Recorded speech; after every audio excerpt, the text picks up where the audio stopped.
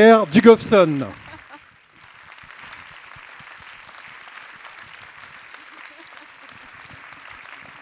Bonsoir. On aurait dit des chants de baleines à la fin, parce que ça sonne un peu comme ça, mais non, c'était la banquise qui grince. Exercice de diction. Qui est bien vivante, exactement, qui respire au rythme des vagues. Pierre, tu es un ami du festival ? Oui, je vais profiter de... Comme on a beaucoup de temps, je vais vous raconter ma vie ce soir. Et quand j'étais petit, il y a 5 ans, j'étais dans la salle à votre place et j'ai assisté à une très courte conférence de Heidi qui a duré à peine 10 minutes, où elle revenait d'une expédition précédente qui s'appelait Climate Sentinels, qui m'a tapé dessus. Et du coup, après, j'ai été voir Heidi. Et puis, on en a parlé. Elle m'a dit, mais il faut que tu viennes à Svalbard et que tu vois par toi-même. Et j'ai donc pris une caméra. On a fait un premier film qui s'appelait Heidi's Eyes. Et puis, pendant que je terminais Heidi's Eyes, Heidi m'a téléphoné et m'a dit, regarde comment c'est maintenant. C'était pire. C'est les images que vous avez vues au début, qui étaient encore plus dégradées. Je lui ai dit, qu'est-ce qu'on fait ? Un autre film ? Elle m'a dit, peut-être. Et c'est le film que vous avez vu ce soir. Donc, il y a une vraie logique à ce qu'on soit ensemble ici au Festival Atmosphère, vu que très concrètement, c'est là qu'on s'est rencontrés. Donc, merci au Festival. J'en profite pour remercier les 3 partenaires du film, qui sont l'UNESCO, la Fondation de la Mer et la Maïf. La Maïf étant aussi partenaire du festival. Oui. Voilà. Parce que c'est important pour les films. Et puis, je voudrais en profiter pour vous dire, Léo Decaux, que vous avez vu sous le glacier, est dans la salle. Je ne sais pas où tu es, Léo, mais... Oui, on peut l'applaudir. Bravo, Léo. J'avoue que le moment où il glisse dans cette espèce de faille-là, je me suis dit, ok, très bien, il y a des gens qui font des trucs que je ne comprends pas, en fait.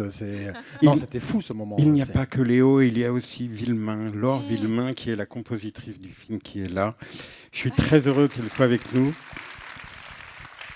parce que je suis fou de cette musique. Et au final, moi, je me retrouve à avoir fait ces 2 films-là. Il se trouve que ces 2 films sont très, très importants pour moi. Et ça a changé, ces voyages ont changé ma vie, tout simplement. Donc, je peux te dire que tu as changé ma vie. Notre rencontre a changé ma vie. Chabalabala, Pierre. Mais non, mais c'est absolument vrai. Et là, tel que tu me vois, je vais te faire une petite, à moi tout seul, je vais te faire, mais peut-être pas tout seul, une standing ovation. Oh non, Pierre. Merci. Voilà, c'est essentiel. Tout est vrai. En même temps, c'était facile, tu étais déjà debout. Hein, alors qu'il y en a certains, ils sont restés assis. Moi, je dis rien, j'ai pris les noms. Voilà, c'est le plus important. Pierre, ce film a quelque chose d'assez remarquable, c'est qu'il remet la science au cœur des problématiques qui nous occupent aujourd'hui. Et il montre bien que le technosolutionnisme n'est pas la solution, justement. Oui, et puis c'est terrible. C'est-à-dire que là, on rentre vraiment dans la modernité de la politique, qui est tous les chemins qu'emploie le capitalisme et le big oil, enfin tous ces gens néfastes qui viennent parasiter la recherche, qui viennent parasiter la communication, parce qu'ils pompent des fonds qui devraient servir à la science, et ils nous orientent vers des fausses solutions qui sont, ce que tu disais dans le film, de la pure maladaptation. Donc c'est vraiment néfaste, quoi. Voilà. Ce qui est dingue, c'est que en fait, c'était la première fois qu'on assistait à des vrais tests. Hein. On l'a vu ensemble. On a passé une journée avec une start-up qui essaye d'épaissir la banquise avec des pompes. Et pourquoi ils le font au Svalbard, ces tests? Parce qu'il n'y a pas de communauté autochtone. Et on va beaucoup en parler ce soir, hein, de l'importance de travailler main dans la main avec des communautés autochtones qui ne veulent pas en entendre parler de cette géo-ingénierie. Donc c'était important de dire que c'est beaucoup plus avancé qu'on pouvait l'imaginer, cette géo-ingénierie. Merci beaucoup, Pierre. Merci infiniment. Bravo encore pour ce film remarquable, film utile. Je tiens à signaler et à préciser que les conditions de production de ce film ont été très difficiles. C'est Pierre qui a produit ce film. On pense souvent à ceux qui sont devant la caméra, mais il y a quand même quelqu'un derrière la caméra qui a glissé sous la faille aussi à un moment donné pour filmer de l'autre côté. Voilà, et donc faut penser aussi à Pierre qui a fait tout le chemin qui a été emprunté par les gens qu'il a filmé et les personnes qu'il a filmées, et là c'est quand même assez remarquable. Voilà. Merci. Merci. Et il ne l'a pas dit, ce sera dans le DVD bonus. Il a pris le bain suite à Francesca dans la même eau. Ça, c'est dans le prochain film. Oui, et j'ai pas compris comment ça s'est fait, mais dès que moi j'y étais, ça a fait énormément de bulles. je ne sais pas pourquoi. Merci beaucoup. Pierre Merci Dugoffson. à vous. Merci. Bravo, Pierre. Merci. Merci beaucoup. Merci à vous.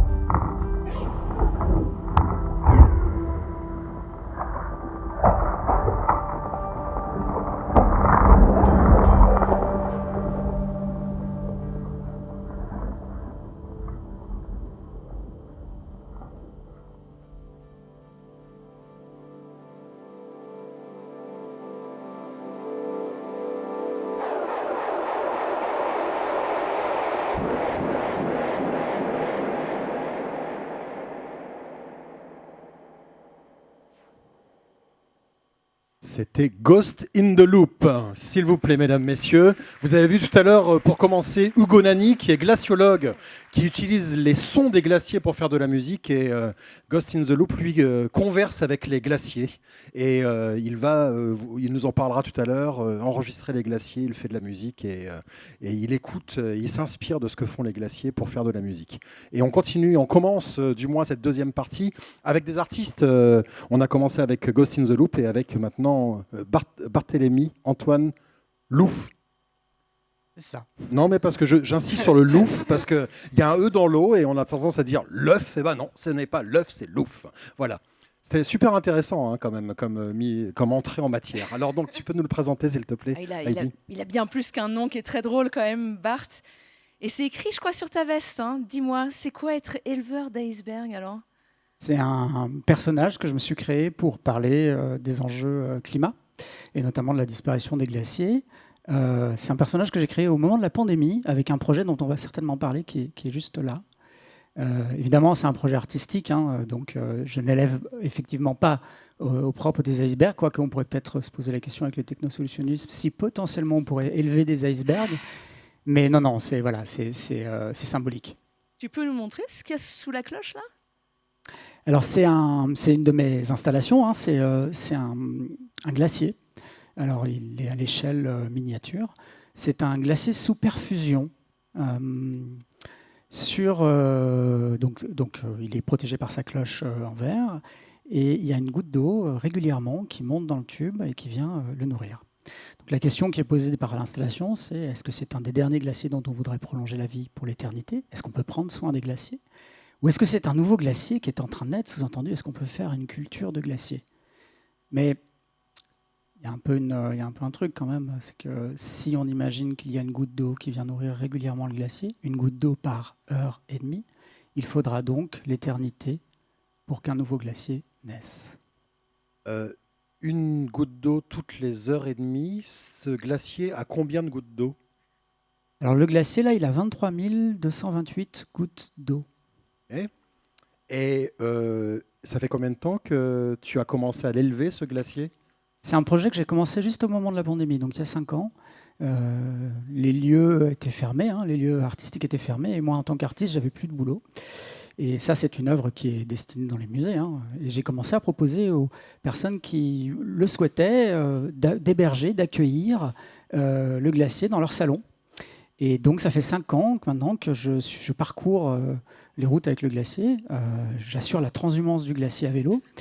Et voilà, il va de maison en maison, d'école en école, de centres sociaux en centres d'hébergement. Et chacun et chacune est invité à tour de rôle à prendre soin de ce glacier. Donc on peut littéralement adopter le glacier. On peut littéralement adopter le glacier. Ensuite, tu viens chez nous et t'apportes le glacier sous cloche. Ça. À vélo. Et à vélo. En plus. Formidable. Donc, si ça vous intéresse d'adopter un glacier, Barthélémy est là pour prendre vos coordonnées. On peut s'inscrire sur ton site internet de toute façon. Adopteunglacier.com. Formidable.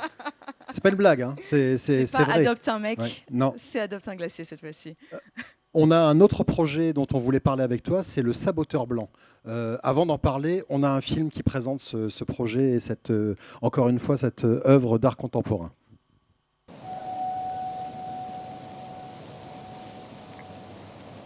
Le Saboteur Blanc propose une expérience immersive, poétique et critique. Ici, le regard n'est pas passif. Il agit, il prélève, il détruit. Dans un paysage glaciaire fictionnel, chaque visiteur est confronté à un choix, pénétrer ou non dans l'univers virtuel. Pénétrer, c'est précipiter la disparition de ce monde polaire. Chaque regard, chaque présence modifie le paysage. Lorsque le spectateur quitte le monde virtuel, il laisse le monde dans l'état dans lequel le spectateur suivant va le trouver, jusqu'à ce que ce monde s'efface totalement. Mais ce qui disparaît là réapparaît ailleurs, sur un grand écran, sous forme d'iceberg fossilisé dérivant dans un cosmos glacé. Le Saboteur Blanc est une installation en diptyque, 2 univers connectés, 2 temporalités qui s'influencent. Une œuvre persistante où chaque visiteur hérite du monde tel que le précédent l'a laissé. Pensée comme une métaphore de notre époque, l'expérience détourne les codes de la réalité virtuelle. À l'opposé du spectaculaire, elle propose une résistance lente, sensible et troublante. Elle questionne la place du spectateur dans l'image et dans le monde. Derrière ce projet, 2 artistes au parcours complémentaire. Barthélémy Antoine Louf, éleveur d'iceberg, interroge notre relation poétique et destructrice au vivant, et Hugo Arcier explore la frontière entre réalité et simulation. Le Saboteur Blanc est une œuvre résistance. Résistance à la consommation visuelle, à l'effacement du monde et à l'illusion que le numérique peut nous préserver de tout. C'est une expérience où chaque regard compte. Un monde fragile que l'on traverse en silence et qui se souvient de nous longtemps après notre passage. Incroyable cette idée, cette installation, et tu y participes en plus. Mais j'ai bien l'impression que les données que je t'ai envoyées il y a quelques années maintenant, ça servait à ce projet alors. C'est ça. Alors, on parle d'un projet en réalité virtuelle, donc c'est de la 3D. Et les données que tu m'as fournies, donc, qui sont des scans 3D d'iceberg, servent de matière pour pouvoir composer un paysage glaciaire. Alors, il est totalement fictif, il est poétique, on n'a réinterprété la matière, mais la matière qui est visible dans le casque est effectivement de la matière de données scientifiques, les tiennes. Qu'est-ce que tu essayes de créer justement chez les personnes qui font cette expérience? Nous, je sais que les scientifiques, on est assez limités dans ce qu'on peut partager, on est très factuel, chiffres, graphes, etc. etc. Est-ce que justement tu essaies de dépasser cette frontière et de les toucher en plein cœur, ces participants? Évidemment, j'y vais par le sensible. En tout cas, j'essaie de rentrer par la porte sensible. Quand je parle de ce glacier que j'emmène à vélo, l'idée étant de travailler le lien qui nous unit à la cryosphère qui est en train de disparaître, qui est aussi un lien que l'on recrée quand on se passe le glacier de main en main. Et finalement, là, c'est un peu la même idée qui est tendue et qui est exprimée d'une manière un peu différente. Je reprends juste l'idée de manière très simple. vous êtes invité à passer un casque VR sur la tête, donc un casque de réalité virtuelle sur la tête, et à partir du moment où vous rentrez dans cet espace-là, à partir du moment où vous pénétrez dans l'espace glaciaire, vous commencez à le détruire. Vous laissez une marque, vous laissez une empreinte. Et quand vous sortez de ce paysage glaciaire, vous laissez le monde dans un état dans lequel le suivant va le trouver. Sur 6 mois d'exposition, ça veut dire que potentiellement, ce monde va s'effacer. Et en fait, ce qui est intéressant là, c'est que ça pose la question du choix. J'ai le choix ou non de faire l'expérience du casque VR et de rentrer dans ce monde virtuel, mais ça veut dire que je vais le détruire, donc ça veut dire que potentiellement je ne laisse rien pour les personnes qui viennent après. Ça veut dire aussi que par rapport à notre façon de consommer le monde, et là je vais jeter quelque chose, voilà, on prend tous l'avion, enfin, moi j'ai arrêté personnellement, mais ça pose aussi cette question de prendre l'avion et d'aller voir les derniers icebergs qui fondent, et puis finalement en prenant l'avion on précipite cette fonte des icebergs. Alors je jette la pierre sur personne, hein, la question n'est pas là, mais l'idée c'est quand même de travailler ce lien, c'est-à-dire qu'est-ce qu'on veut laisser pour les personnes qui sont les suivantes. Et qu'est-ce qu'elles vont découvrir finalement, puisque ce monde-là va complètement changer au cours du temps. Où est-ce qu'on peut la voir, cette expérience? Est-ce qu'on peut y participer? Raconte-nous. Alors pour le moment, c'est encore c'est presque une primeur que vous avez vue là, hein, parce que l'œuvre n'est pas tout à fait terminée, elle est encore en cours de production, enfin on termine la production. On espère une première dans les mois qui arrivent, probablement au Forum des images à Paris. Pourquoi pas revenir au Festival Atmosphère l'année prochaine. Ce qu'il faut bien comprendre, c'est quand même il y a un enjeu de diffusion d'une œuvre comme ça, parce que c'est un casque VR, mais c'est pas quelque chose que vous allez pouvoir faire chez vous dans votre salon si vous avez un casque de réalité virtuelle. C'est vraiment un objet d'exposition avec cette idée quand même du temps long. Donc il faut trouver aussi le lieu qui va être capable de jouer le jeu, d'accepter une œuvre qui potentiellement petit à petit se détériore dans le temps, enfin se détériore. En fait, on parle aussi d'autres climats qui vont sortir, et pour le coup, Léo Déco, qui est aussi dans la salle, ainsi que toi, on a essayé d'imaginer qu'est-ce que ça pouvait devenir un monde sans glace, et qu'est-ce qu'on pouvait avoir comme climat différent qu'on n'a pas encore. Donc en fait, ce monde va aussi évoluer. Voilà, whitesaboteur.com et puis adopteunglacier.com aussi. C'est ça. Et il reste des créneaux. Je lance un appel. Il y a 2 personnes qui sont désistées sur le chemin, donc il y a potentiellement 2 places cette année pour adopter le glacier, donc vous pouvez m'envoyer un message. Je précise que le glacier aime les histoires, donc n'hésitez pas aussi à m'envoyer votre histoire avec, et que ce projet-là, il est voué à continuer. Donc de toute façon, d'une année sur l'autre, on l'emmène, je continue la transhumance du glacier. Et une dernière petite info, quand même. Si vous si vous habitez sur Paris, à partir du 17 octobre, une autre version de ce glacier-là va être exposée au musée national de l'histoire de l'immigration, dans une expo qui s'appelle Migration et climat. Et voilà. Merci. Merci beaucoup. Félicitations, Bart. Merci. Barthélémy Anton Loaf. Merci. Merci beaucoup. Alors on voit ce petit glacier minuscule qui nous montre l'échelle du temps pour la nature. Il y a des communautés qui font la même chose, mais en grandeur nature et avec une dimension impressionnante, c'est les Ice Tupa. Exactement, quelque chose d'ultra spectaculaire qui cherche à recréer des glaciers artificiels pour continuer une agriculture de subsistance dans des montagnes qui ont perdu leurs glaciers. C'est plein d'enseignements sur l'importance de comprendre les outils qu'on a dans les communautés pour justement essayer de trouver des solutions locales qui ont du sens, qui sont basées sur la nature. C'est ultra inspirant. Regardez ça. We are at the forefront of climate change. First victims. Very soon you all will be victims also.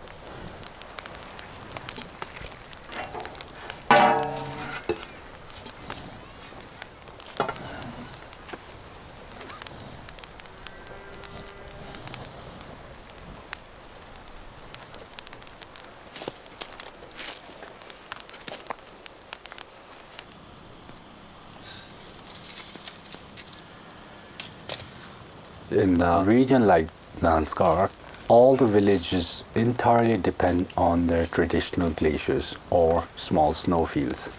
You would always see all these villages below this glacier that has been serving them and been able to cultivate their lands, support a pastoral community, support the cattle for fodder and food. The whole livelihood, existence depended on these traditional glaciers.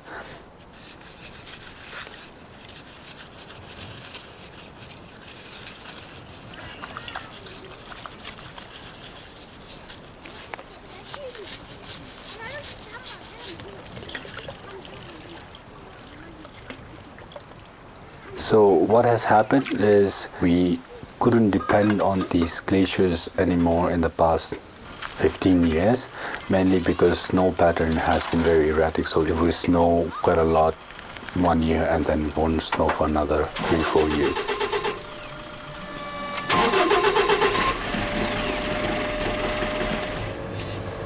You can go to any old person and ask them, okay, what changes have you seen? They would just point right here 100 or 200 meters away and you would say, the glacier in the peak of the summer used to reach till the foot of this mountain, and it disappeared in the past 2 decades or 3 decades in their lifetime.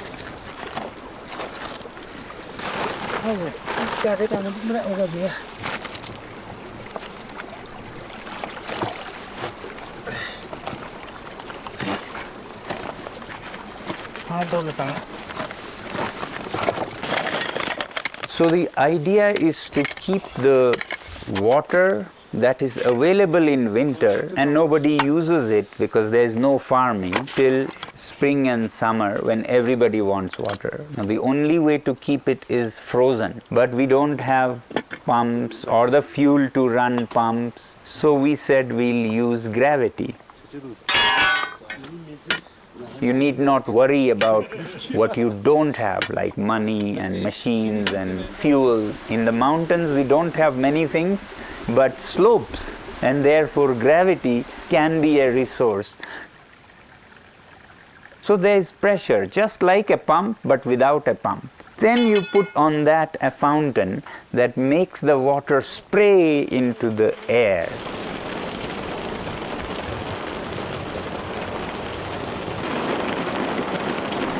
Now it's -20 air in winter. Liquid water becomes solid.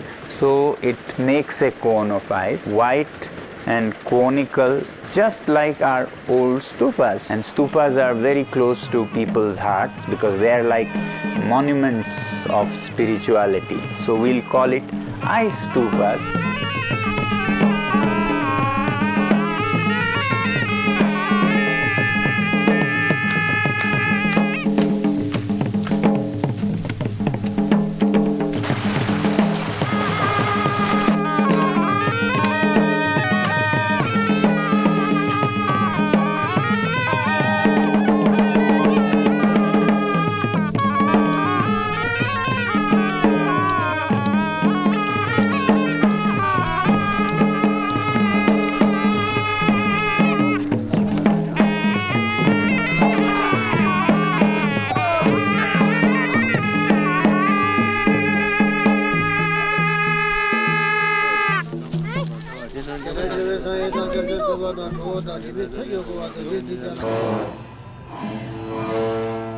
The solution, I always say, lies with the people in the big cities. Please live simply so that we in the mountains may simply live.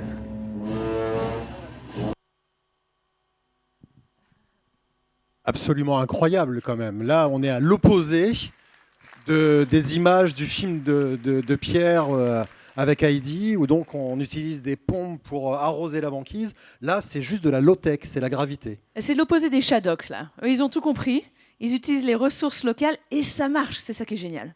Alors, les communautés partout dans le monde prennent le relais des scientifiques, collaborent avec les scientifiques et utilisent aussi leur connaissance ancestrale pour essayer de contrer les choses. Et c'est notamment les communautés que tu as rencontrées en Colombie. C'est là qu'on est sur les glaciers tropicaux de Colombie. C'est complètement fou. Il y a des glaciers en Colombie, donc ils sont, comme tu l'as très bien dit, le long de l'équateur. Il y a quelques années, je reçois un message un peu fou sur Instagram de quelqu'un basé dans les montagnes en Colombie et qui me dit « Écoute Heidi, je réalise qu'on a des glaciers dans notre propre pays. Il y a un glaciologue sur place. Il faut absolument qu'on l'aide. » Et ça, c'était une des cofondatrices de Cumbres Blancas Colombia. Et la chance qu'on a ce soir, c'est justement, on a la cofondatrice de cette association qui aide à préserver les glaciers dans son propre pays. Donc on va les accueillir. Estefania Angel de Cumbres Blancas Colombia et Garance Niveau de Cime Blanche. On leur fait un tonnerre d'applaudissements.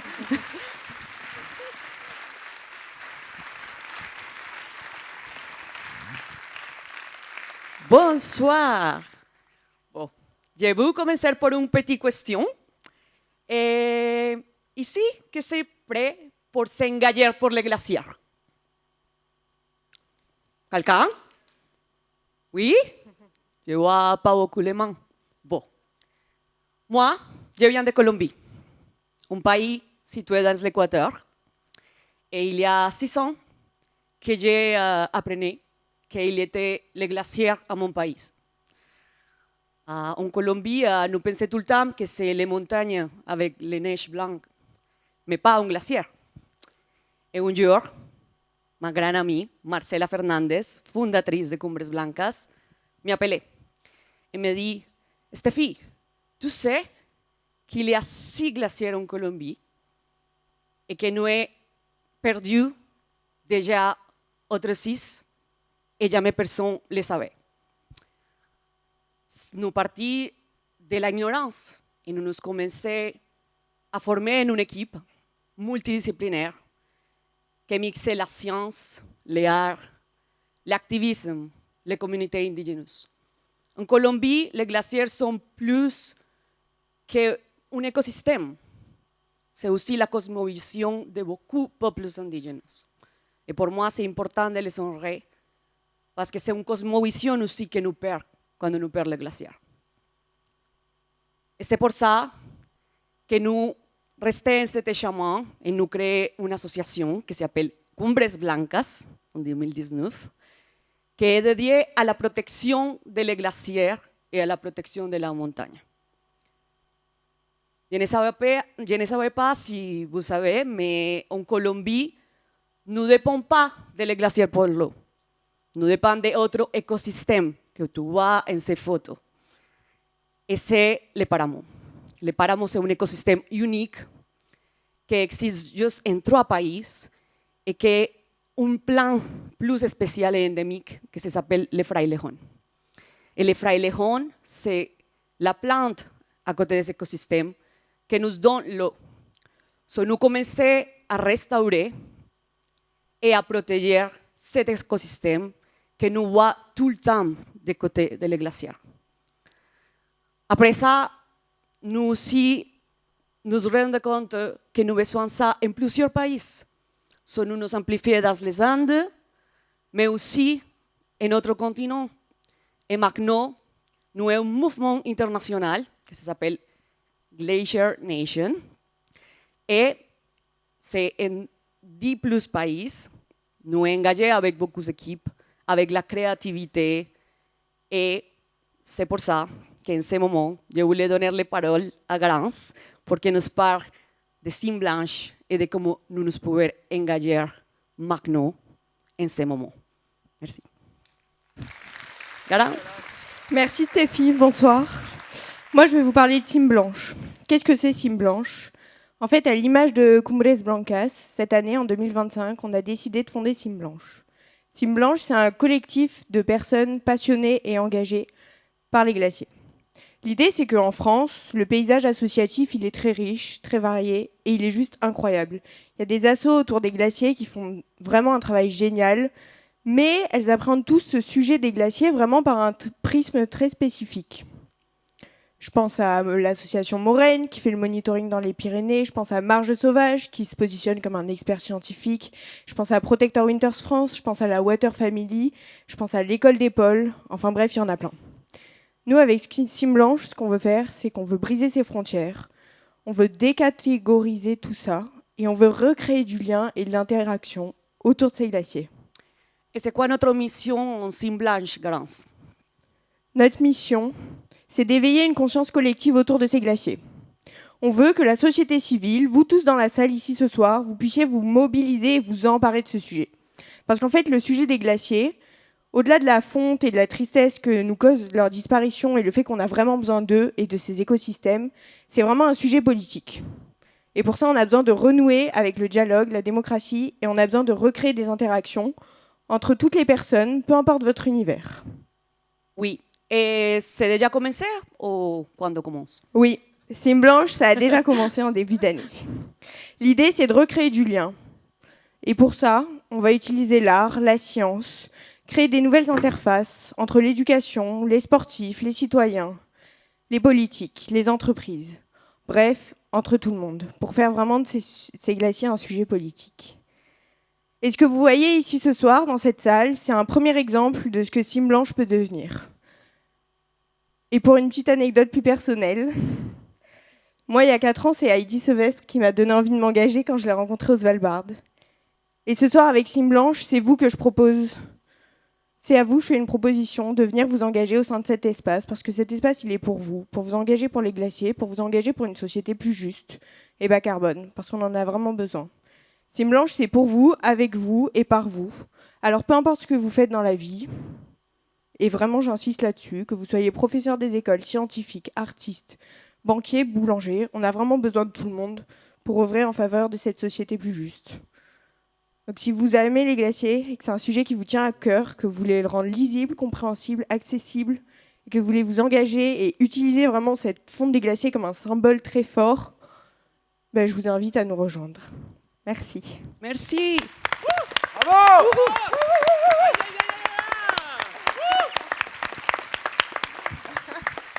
Bravo les filles. Merci infiniment. Quelle inspiration. Merci beaucoup. Vous savez ce qu'il vous reste à faire, hein. Quand on voit les jeunes générations qui sont motivées, qui ont des idées, qui ont du sens, il faut absolument les soutenir. Et vous avez bien compris le message, le silence des glaciers doit faire du bruit. Et bien justement, la personne qui arrive juste après l'a bien compris. Il s'appelle Hugo Nani. Il est glaciologue, mais il a une particulier, c'est qu'il est très à l'écoute des glaciers. Hugo Nani, s'il vous plaît. Bonsoir. Hugo, tu as cette particularité d'être scientifique, mais aussi d'être capable d'écouter ce qui se passe à l'intérieur des glaciers. Et bien ce soir, je te donne carte blanche pour que tu nous racontes cette histoire. Merci Heidi. Merci. Bonsoir à toutes et à tous. Alors en effet, comme le disaient Sébastien et Heidi, je suis glaciologue, c'est-à-dire que j'étudie les glaciers. J'étudie la réponse des glaciers au changement climatique et à travers le documentaire que vous avez vu tout à l'heure, vous avez compris qu'étudier les glaciers, c'est aussi se plonger dans un imaginaire. Alors avant de vous plonger dans cette écoute des glaciers, avant de vous raconter un peu qu'est-ce que ces glaciers veulent dire, je voulais vous proposer de venir avec moi et de vous expliquer comment est-ce que je suis venu à écouter ces glaciers. Moi, je viens d'un petit village en Italie, ma famille vient d'un petit village en Italie, mes parents viennent du bord de mer sur la Méditerranée. Et les glaciers, ça a toujours été quelque chose que j'ai d'abord découvert plutôt dans les livres. En lisant les livres le soir dans mon lit, j'ai découvert ces paysages. Je me glissais sous ma couette, je me mettais au coin du feu et je me plongeais dans ces imaginaires, dans ces grandes étendues blanches. Et j'ai toujours cru qu'en fait, ces endroits-là étaient réservés qu'aux personnes qui étaient nées à Chamonix, qu'aux personnes qui étaient nées peut-être même en Bretagne et qui pouvaient prendre le large pour aller dans ces continents blancs. Mais petit à petit, en allant plutôt, on va dire, dans l'arrière-pays niçois, donc très très loin des glaciers, petit à petit, je me suis dit que c'était peut-être possible pour moi, de découvrir ces glaciers. Et cette découverte, elle s'est faite à travers la science. Je pense que c'est important ce soir, et Heidi l'a très bien montré avec Sébastien, c'est important aussi de faire place belle à cette science, à ces scientifiques. Et pour moi, cette question, c'était finalement quel est l'environnement dans lequel que j'évolue. Je trouvais des fossiles sur le bord de la mer, je trouvais quelques poissons quand je réussissais à pêcher, mais je comprenais que cet environnement était en train de changer. Et je me suis dit, comment est-ce que je peux faire, moi, pour d'abord comprendre cet environnement et surtout pour essayer de contribuer à cette compréhension. Alors, quand j'étais étudiant, quand j'étais lycéen, ce qui m'intéressait, c'était vraiment de faire ça. Donc c'est pour ça que j'ai décidé de devenir chercheur. Un jour, on m'a dit, voilà, peut-être que ces endroits-là, ces lignes, ces paysages, ces mots que je lisais quand j'étais enfant, ils sont accessibles aussi aux personnes qui y vivent, qui y recherchent. Et étudier les glaciers, c'est un peu devenu ce que j'ai voulu faire. Donc finalement, ce parcours de glaciologue, cette rencontre avec ces grands paysages, je l'ai faite d'abord parce que j'ai ouvert des livres, parce que je me suis plongé dans l'imaginaire et surtout parce que j'ai des personnes qui m'ont accompagné là-dedans. Et alors ce soir, c'est un peu dans cet espace aussi qu'on a envie de vous accompagner, dans cette rencontre avec les glaciers, de vous plonger dans cet imaginaire, dans cet univers. Et les premiers pas que j'ai faits sur les glaciers, c'est assez marrant, c'était au Svalbard. On est très peu originaux finalement dans la communauté glaciologique. Il y a beaucoup de Français au Svalbard. Je ne sais pas trop pourquoi, il y en a quelques-uns, on disait qu'il y avait Léo dans la salle, qui est aussi français et qui vit une partie au Svalbard, Heidi, la Norvège, ces terrains-là. Mais dès que j'ai mis les premiers pieds au Svalbard, en fait, je me suis rendu compte que les paysages, les mots que j'avais lus, les pages des livres que j'avais feuilletés pendant mon enfance, eh bien, ils étaient déjà en train de disparaître. Comme si, ce que racontait Barthélemy tout à l'heure, comme si l'imaginaire que j'avais construit, que j'avais découvert, n'existait plus. Et alors, c'est comme ça que j'ai décidé de devenir scientifique et d'écouter les glaciers. D'écouter ce que ces glaciers étaient en train de faire, qu'est-ce qui était en train de se passer. Et petit à petit, je vais non pas vous amener seulement à l'écoute du glacier, mais ce soir, j'ai aussi décidé de laisser le terrain, le micro au glacier, et de vous plonger avec moi dans ces sons qu'on enregistre avec ces instruments qui sont des sismomètres, qui d'abord étaient utilisés pour étudier les tremblements de terre ou les volcans, mais qu'on a décidé depuis quelques années, avec les équipes avec lesquelles je travaille, d'amener au cœur des glaciers. Et puis ce soir, c'est le glacier que je vais amener avec vous. Bonne écoute.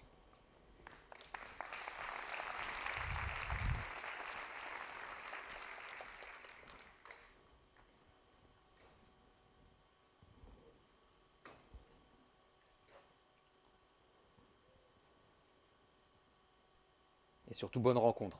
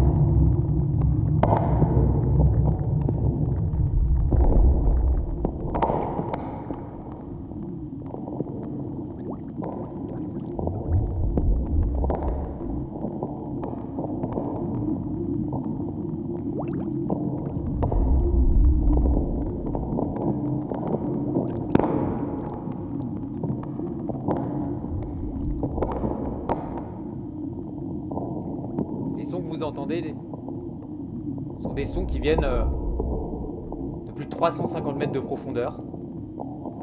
Là, on installe nos instruments et ce battement que vous entendez, c'est le battement du glacier qu'on enregistre pour comprendre la manière dont le glacier se déplace, pour comprendre la manière dont le glacier bouge, et un peu de la même manière dont je vous disais que les volcans ou les tremblements de terre, c'est pour comprendre aussi la manière dont le glacier répond au changement climatique.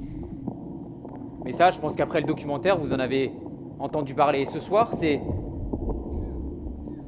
une écoute plutôt, une ouverture vers presque ce personnage que j'avais d'abord rencontré dans les livres, comme je vous disais, et que petit à petit, j'ai voulu aller à sa rencontre. J'ai voulu aller comprendre son langage, d'abord en tant que scientifique.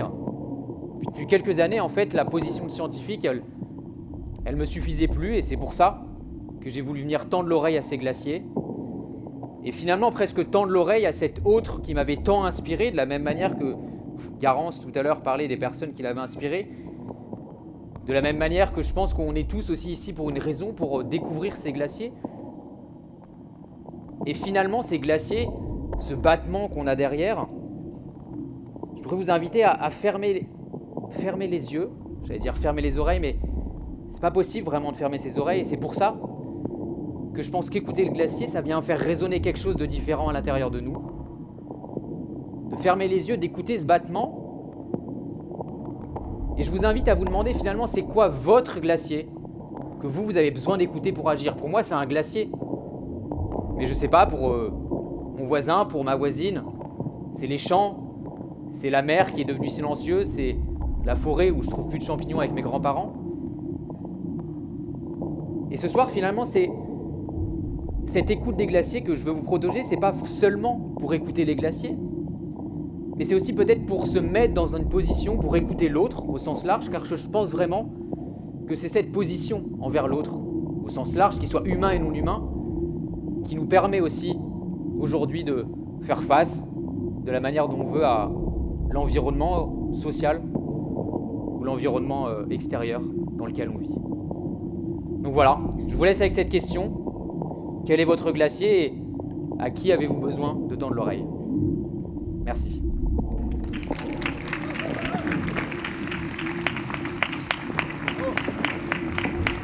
Hugo Nani, merci beaucoup. Merci Hugo. Formidable. Vous l'avez vu ce soir, on a des sentinelles de la nature, des sentinelles du climat. Ils peuvent être artistes, comme Hugo qui est également scientifique. Ils peuvent être citoyens, on l'a vu avec Cumbres Blancas et Cime Blanche. Et puis les sentinelles aujourd'hui, et il faut évidemment protéger cette expression, ce sont aussi les journalistes. Il faut savoir que le climat qui se dérègle n'impacte pas forcément les plus gros pollueurs, loin de là. Et le prochain invité de cette soirée vient de rentrer du nord du Pakistan, où il a fait une série de reportages. Et s'il y a bien un pays qui pollue beaucoup moins que les autres, et qui est certainement en première ligne des dérèglements climatiques, c'est le Pakistan. Voici Lionel Astruc.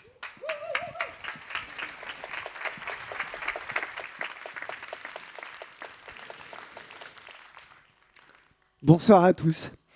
Alors, c'est vrai que souvent, quand on parle des glaciers, on se représente des grands espaces blancs, souvent vides de présence humaine.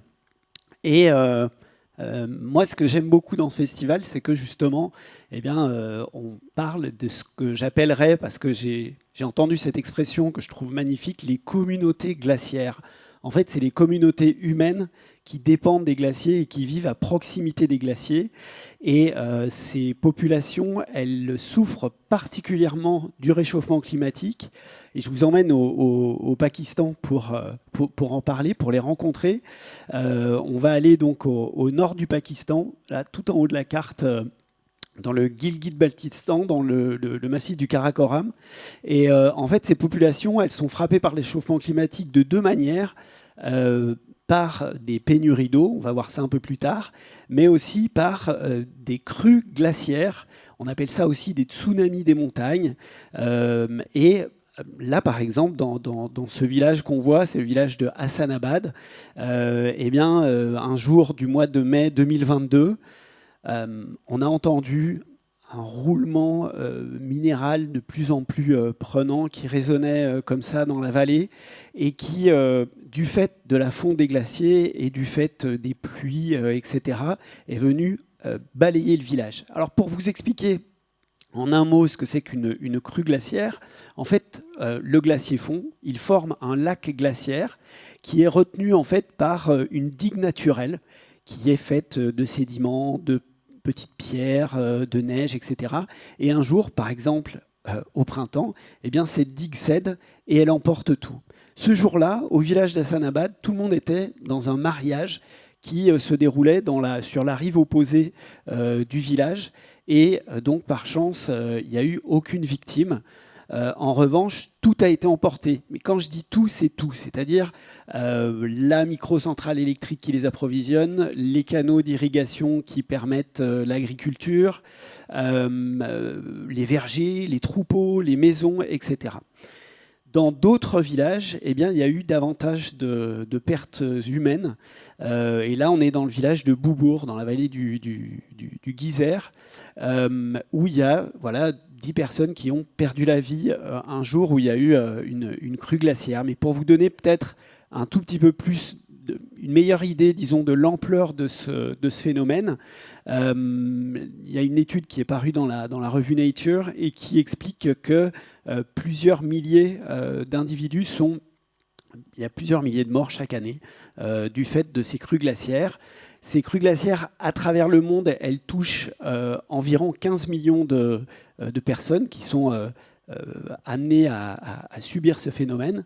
Et il y en a une grande partie qui se trouve au Pakistan, 7 millions d'individus, dont 2 millions sont vraiment à proximité, ont de très fortes chances d'être touchés. Je fais une petite parenthèse, ça me semble important, sur la position des femmes dans ces communautés glaciaires au Pakistan. Souvent, en fait, elles restent à l'intérieur des maisons, parce que pour sortir, elles ont pas besoin, mais la tradition leur impose d'avoir un chaperon masculin. Et si je vous dis ça, c'est parce que ça frappe ce massif montagneux. On constate donc qu'il y a davantage de pertes humaines féminines, mais ça concerne en réalité tout le Pakistan où les inondations frappent les villages d'une manière ou d'une autre.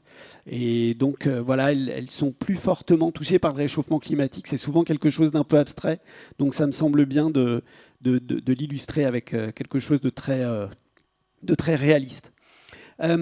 L'autre phénomène, ce sont donc les pénuries d'eau. Là, on est à Macholo, un autre village qui dépend fortement des glaciers.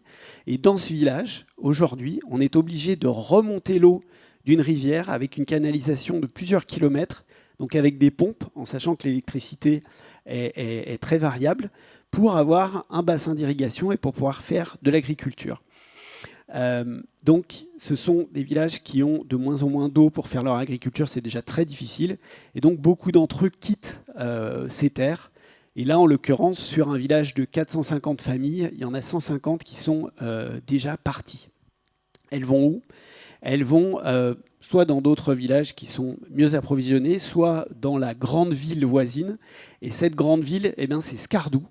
Et Skardou, c'est une ville dont la population a doublé en 20 ans. Et aujourd'hui, il y a 260 000 habitants.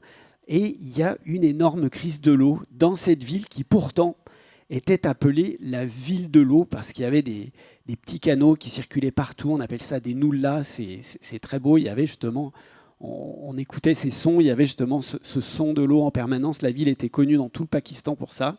Aujourd'hui, il y a des crises de l'eau qui font que des vergers entiers ont été décimés, des bassins d'aquaculture, et que même on a assisté en 2023 à une crise de l'eau très importante, avec des scènes de violence autour de citernes qui venaient approvisionner ce village, enfin cette grande ville plutôt, et l'un des emblèmes de cette crise de l'eau, c'est ce canal qu'on voit ici, qui a été construit en 2010 et dont toute une partie n'a jamais vu une goutte d'eau parce qu'en fait, le peu d'eau qui alimente cette ville de Skardou eh bien, est accaparé avant d'arriver jusqu'à cette zone qui, du coup, est devenue désertique, bien qu'étant, comme vous pouvez le voir, au pied des montagnes et des glaciers. Alors maintenant, on vient aux solutions, et moi, c'est ce qui m'a le plus frappé dans cette série de reportages, à la fois l'implication des ONG et surtout peut-être la mobilisation populaire et les solutions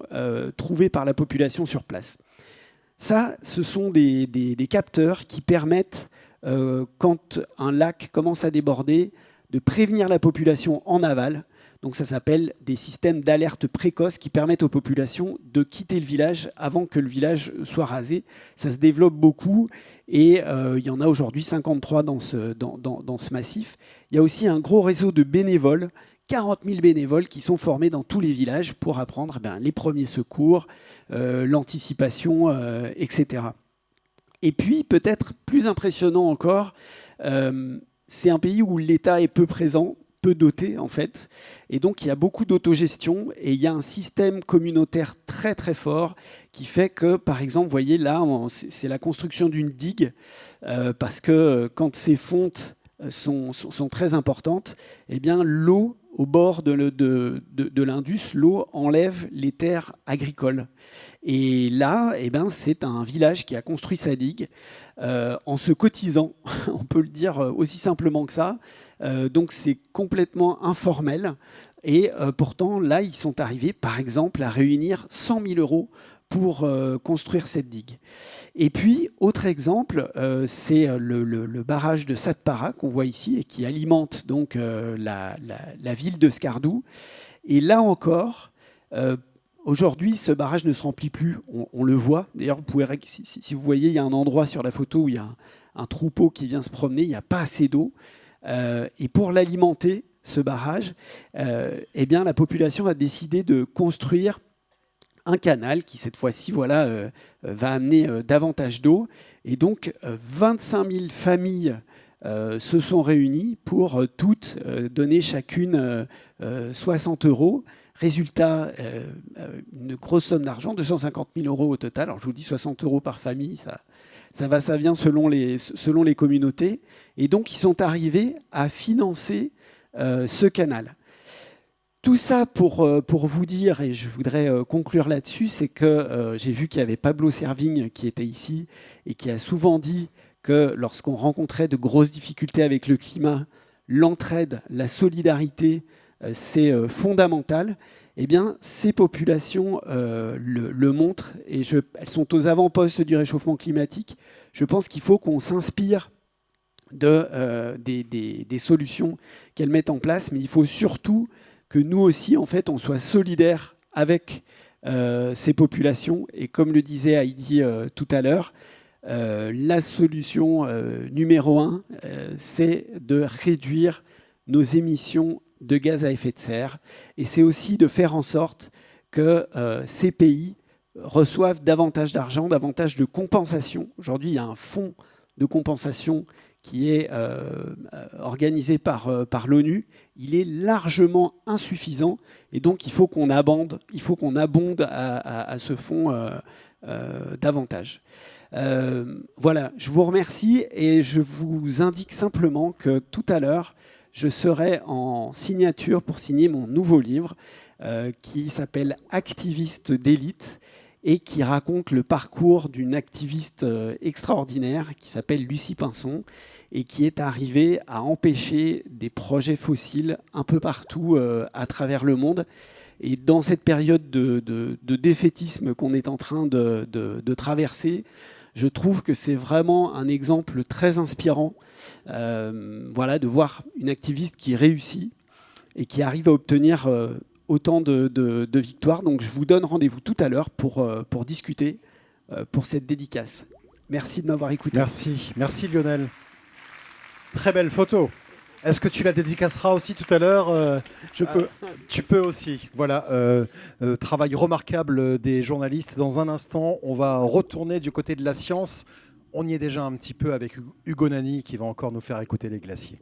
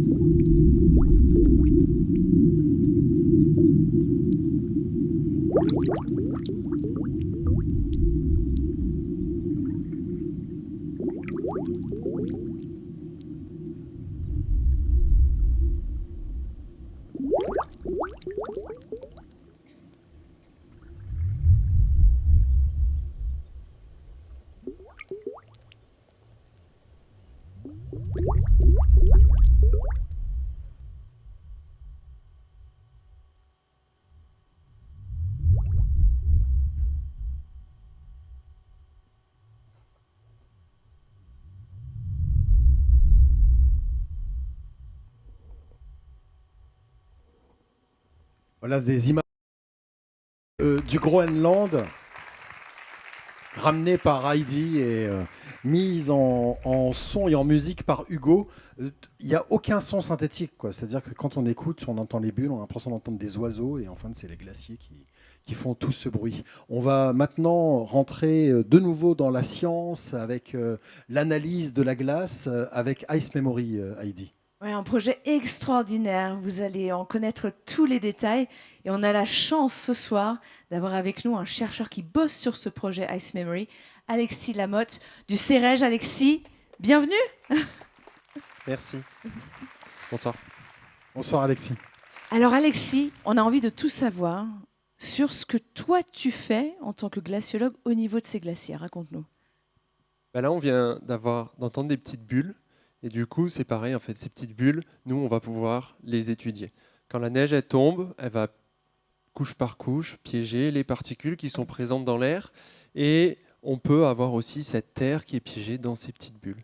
Et donc, en étudiant ces couches, on peut étudier les variations de CO2 dans le passé, comment la forêt a changé, les volcans, le champ magnétique de la Terre, ou plus récemment, les pollutions liées aux activités humaines.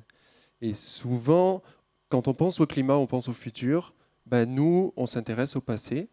Il y a des gens qui lisent le passé dans des livres. Nous, c'est dans la glace. Sauf que notre bibliothèque est en train de fondre. Je crois que tu nous as carrément envoyé une vidéo qui nous explique tout du projet, donc on va la regarder.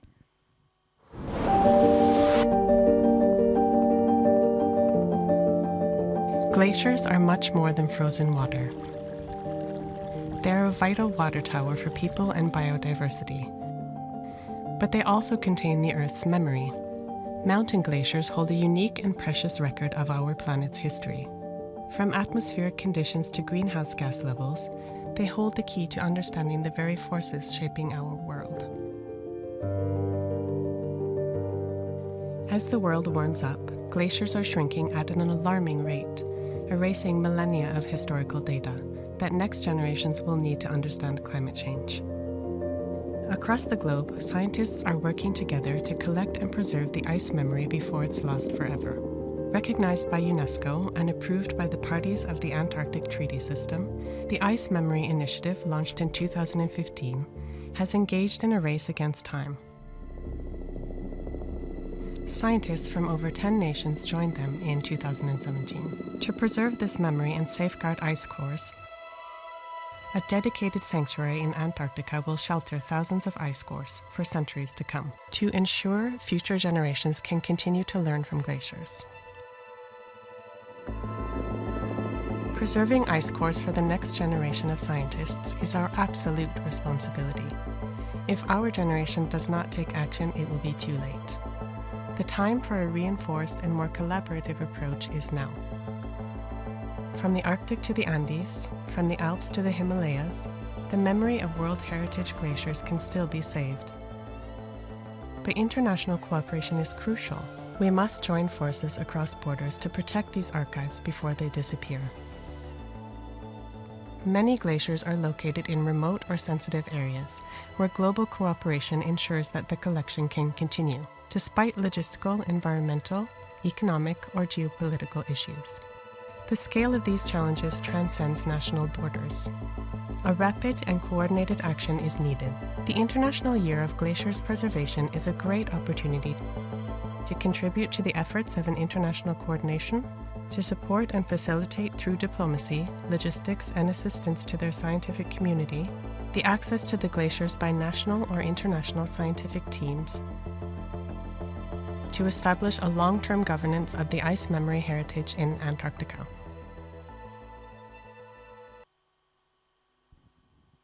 Eh ben, sacrée mission, Alexis. Merci.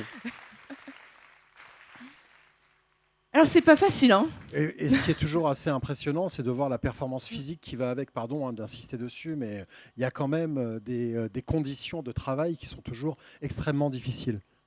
Oui, non, c'est vrai. On va revenir par ici.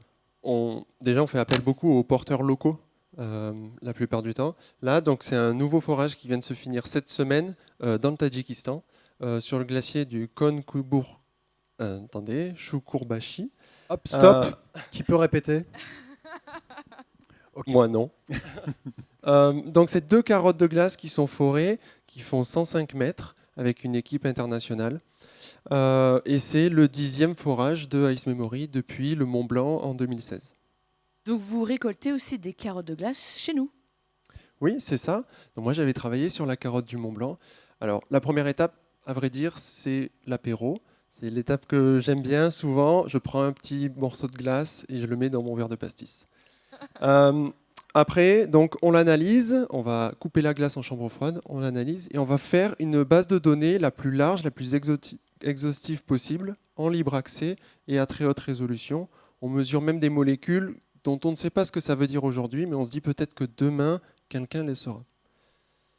Mais si j'ai bien compris, donc à chaque fois, en fait, vous récoltez 2 carottes de glace. Donc une que vous analysez, que tu analyses le plus rapidement possible. Et donc la deuxième, qu'est-ce que vous en faites? Et donc la deuxième, c'est vraiment un leg aux générations futures. Elle est envoyée en Antarctique. Donc l'Antarctique, c'est le continent le plus froid sur Terre. Un continent dédié à la science, à la paix. Et en 2024, le Conseil de l'Antarctique a accepté le fait qu'on envoie ces carottes pour une durée indéterminée. Toutes ces carottes qui sont envoyées en Antarctique, c'est la mémoire du passé qui est sauvée. Donc pour l'instant, il y en a une dizaine, c'est ça? Et il y a un objectif quantitatif, des endroits particuliers, parce que j'imagine qu'il y a des endroits qui sont plus en tension que d'autres. Le plus, c'est le mieux. Aujourd'hui, on avait commencé donc au Mont Blanc, c'est un site qui est relativement accessible d'un point de vue logistique. Et puis là, on voit, là, c'est une expédition en Bolivie, avec une expédition qui est vraiment d'une toute autre ampleur. On ne peut pas monter en hélicoptère, donc tout se fait à pied. Est-ce qu'on peut le suivre, ce projet? Comment on peut vous soutenir? Et est-ce que vous avez besoin de glaciologues en plus? Alors, vous tous et toutes, vous pouvez nous suivre. D'ailleurs, je vous invite à suivre l'arrivée de la première carotte du Mont Blanc en Antarctique début décembre. J'adore cette phrase, la carotte du Mont Blanc. On ne s'y attendait pas quand même. Donc, elle arrive quand? Début décembre. Ok. Ensuite, on appelle vraiment tous les instituts de recherche à rejoindre ce programme parce que potentiellement, c'est une carotte de plus qui sera sauvée. Et il faut avouer aussi qu'on a besoin d'argent. Un forage, c'est 1 million d'euros. Donc on a besoin d'universités, d'instituts de recherche, de mécènes pour nous soutenir. Ah oui, l'inflation, quoi. La carotte du Mont Blanc, elle est chère quand même. Hein. Qu'est-ce que tu aimes, toi, le plus dans ce projet, Alexis? Donc, on a eu pas mal de choses sur les populations et moi, je pense que c'est quelque chose que j'aime beaucoup dans ce projet. On ne sauve pas uniquement des archives climatiques, on sauve aussi du patrimoine, de populations qui ont un vrai lien avec ces glaciers. Ces populations qui subissent, je dois l'avouer, plus que moi, le réchauffement climatique. Donc, en fait, c'est un peu une forme de pardon. Je m'excuse de mon mode de vie en préservant leur héritage. Et Ice Memory bat un peu en brèche aussi cette image du glaciologue homme blanc d'un pays riche, parce que c'est pour autrui, on ne fait pas ça pour nous. C'est aussi une reconnaissance d'un échec. on est conscient du constat, le constat est fait depuis longtemps, on a raté, on n'a pas réussi à changer, et pour autant, on est là pour offrir aux générations futures le droit de comprendre. Et j'aime croire que dans 200 ans, une jeune glaciologue, une future Heidi Sevestre, arrivera, découvrira ces carottes et se dira merci à ces connards qui ont peut-être gâché la planète, mais ont eu la brillante idée de congeler le passé. Merci beaucoup. Merci Alexis, merci. Merci beaucoup Alexis. Et merci pour ce formidable projet Ice Memory. Ce qu'on voit en fait, que je trouve assez extraordinaire avec votre travail de scientifique et de chercheur, c'est que évidemment, d'abord, on a des scientifiques extraordinaires en France. Les chercheurs et les scientifiques français sont non seulement performants, mais également créatifs, trouvent de sacrées idées pour réussir à être utile à la société, et que par ailleurs, c'est souvent des coopérations et collaborations internationales. Exactement, là on est vraiment à un moment où la cryosphère prend ultra cher, mais ce qui est beau, à l'instar de Ice Memory, c'est de voir qu'aujourd'hui, la communauté scientifique se travaille ensemble pour mettre en place des expéditions historiquement ambitieuses. Il y a Ice Memory qu'on vient de voir, et là il y a un énorme projet aussi qui vient d'être lancé, et on est super heureux de pouvoir en parler ici ce soir. C'est un projet de la Tara, de la Fondation Tara, et justement, on a avec nous le directeur exécutif de la Tara Ocean Foundation, Romain Troublé. Bonsoir. Bonsoir Romain. C'est extraordinaire ce que fait Tara à chaque fois. Il y a eu Tara Océan, maintenant c'est Tara Polar Station. C'est quoi cette station qui vogue sur la mer et même qui dérive, si j'ai bien compris? À ton avis, oui, c'est un bateau.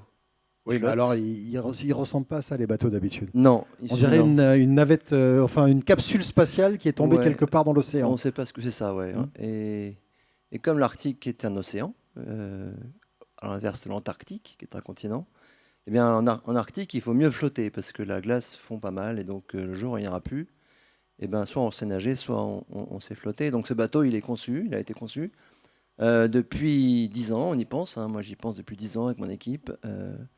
Et on a imaginé ce bateau pour aller faire de la recherche, pour aller documenter, pour aller témoigner, pour défendre la banquise, qui n'est pas des glaciers, la banquise, c'est de l'eau de mer qui gèle. Et qui faisait 3 mètres d'épaisseur en moyenne au pôle Nord il y a 40 ans, et qui en fait plus qu'un. Donc on a fait fondre un paquet de glace, et tout ça se trouve bien au nord du Svalbard, puisque la banquise, on la trouve jusqu'à 90 degrés nord, soit 12 degrés plus au nord que Longyearbyen, qu'on a beaucoup parlé aujourd'hui. Donc là, Romain, vous venez justement de faire toute une batterie de tests, c'est ça, au niveau du Svalbard, un petit peu plus au nord. Qu'est-ce que ça donne? Comment vont les équipes? Comment va la Tara Polar Station? Écoutez, on a fait ce bateau, il est sorti du chantier au mois d'avril, c'est un prototype, on n'a jamais fait un bateau pareil, il fait quand même 300 tonnes par là, c'est un gros bateau quand même, vous voyez la taille des membres d'équipage à bord, et ce bateau, il va emmener comme ça, dans la glace, 12 personnes en hiver, pendant 8 mois d'affilée, en huis clos bien sûr, et peut-être 18 l'été, et avant de le faire, et avant de mettre des hommes et des femmes loin de tout, à 1500 km d'un premier aéroport, il vaut mieux tester les choses quand même. Et les tests étaient super concluants, on est hyper contents, il y a une job list de ouf à faire, évidemment, dans les mois qui viennent, avant d'être partir dans la glace en été prochain, la vraie expé, mais en tout cas, les gars à bord ont fait un travail formidable. Alors, question très... Évidemment. Qu'est-ce que j'ai dit? Non, c'était la photo des femmes en cuisine. Est-ce qu'on peut remettre la photo, s'il vous plaît? Parce que je croyais qu'il dormait, en fait. Non? Il y a du monde? Quoi? Non, mais il y a aussi des cuisiniers. Ah oui? Qu'est-ce qu'elle prépare, là? Sur Tara, en ce moment, la Goélette, il y a un cuisinier. Donc, vous m'avez coupé, là. Excusez-moi, il faut que je reprenne un petit peu mes esprits. J'essayais de poser une question intelligente. Pourquoi est-ce qu'il a cette forme, le bateau? Pas celle-là, parce que le bateau, il a l'air massif, et puis il ne ressemble pas à un bateau classique. Ouais, alors, il n'est pas gonflable, le bateau. Ce n'est pas un boudin gonflable. Il a cette forme-là parce qu'en fait, la banquise, c'est comme la tectonique, comme les plaques tectoniques sur la planète. Hein, et ça bouge, ça se rencontre. Alors, sur la Terre planète, ça fait des montagnes. En Arctique, ça fait des montagnes plus petites, elles font quelques mètres parfois, plusieurs mètres. Et donc, il faut arriver à avoir des bateaux qui, non pas résistent, parce que la puissance, elle est massive. Hein, quand on a une plaque de glace de 10 km² qui arrive à 2 km/h, et ben finalement, c'est immuable, en fait. Et donc, il ne faut pas résister, il faut s'échapper. Cette pression de la glace qui va venir comprimer le bateau. Et donc, la forme ronde est faite pour qu'ils sortent par-dessus la banquise et s'échappent de cette pression. Et comme ça, de ne pas être détruits par cette glace et garantir la sécurité des hommes et des femmes à bord. Et comment est-ce qu'on pourrait expliquer ce soir à Courbevoie que la banquise est importante? En fait, pourquoi est-ce qu'on a besoin aujourd'hui de continuer à mener des expéditions là-haut pour récolter des données in situ sur un écosystème qui est vraiment en train de s'effondrer? Il y a un écosystème fou, comme tu dis. Il y a un écosystème qui est endémique. Les espèces qu'on trouve dans la glace, elles sont que là. Cette glace, on va sans doute la faire fondre chaque été à partir de 2045. On va tous le vivre, tous ensemble. Et donc, il y a une question un peu comme à Ice Memory de patrimoine, l'héritage. Qu'est-ce que c'est que ces espèces qu'on a là-haut qui vont peut-être changer demain? Donc, c'est documenter ça. Et c'est aussi témoigner de ce environnement qui change. Tu le fais sur les glaciers. Je pense que sur la banquise, il y a aussi beaucoup de travail à faire. Et puis, cette banquise, elle est blanche. On appelle ça l'albédo. C'est-à-dire qu'on renvoie l'énergie solaire dans l'espace. Et quand il n'y a plus de banquise, vous voyez, à côté, c'est noir. Et le noir absorbe quasiment toute l'énergie solaire. Et donc, cette banquise qui partira va amplifier le changement climatique, va amplifier le réchauffement de l'océan en tant que tel. Et ça va accélérer encore les choses. Donc, ce soir, c'est une soirée un peu plombante quand même. Et non, pas seulement. Pas seulement. Pas seulement. Mais par contre, lucide. Agir, oui, ça, il faut être très lucide. Et agir et comprendre, c'est s'engager. Et puis c'est protéger aussi. Et l'enjeu aussi là, c'est de préparer avec le Conseil de l'Arctique, avec les scientifiques, un Arctique sans glace dans le futur et comment on va mieux le protéger contre des pressions qui vont augmenter, comment on arrive à limiter ça. C'est ça l'objet aussi de cette mission.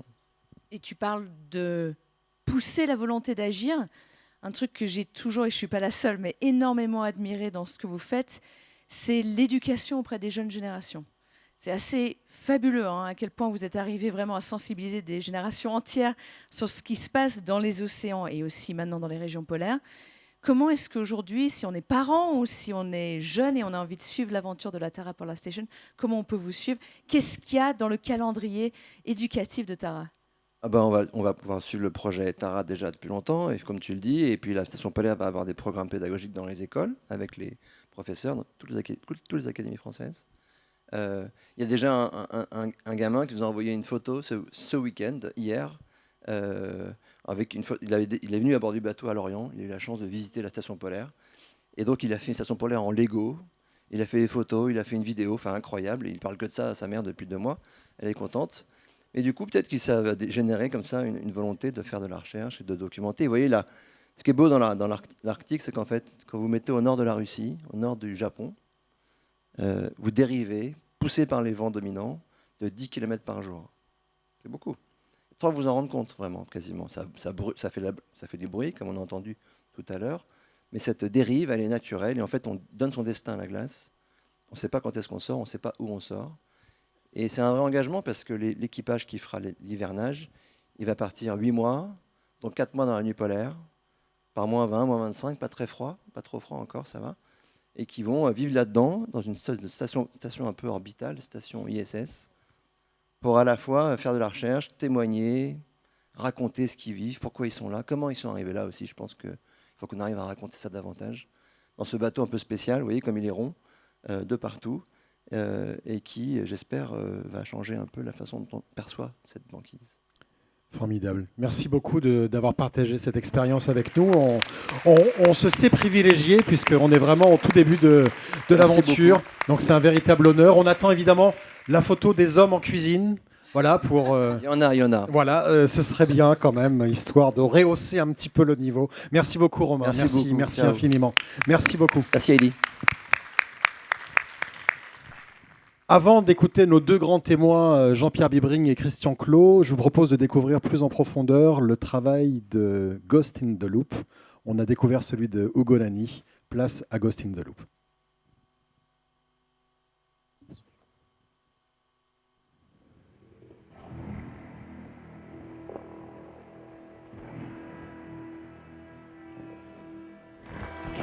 There are magnificent features in the landscape.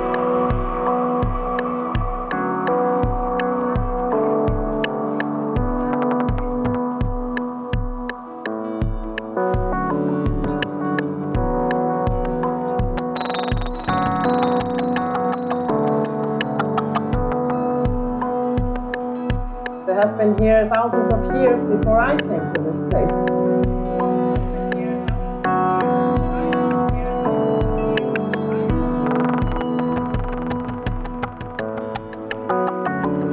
Thousands of years.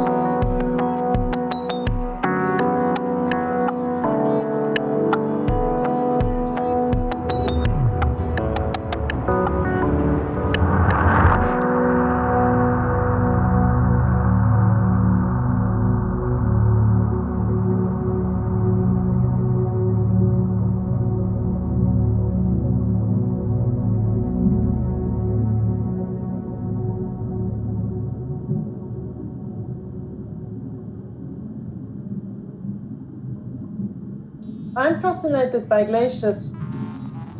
Glaciers, they give me a wider sense of time.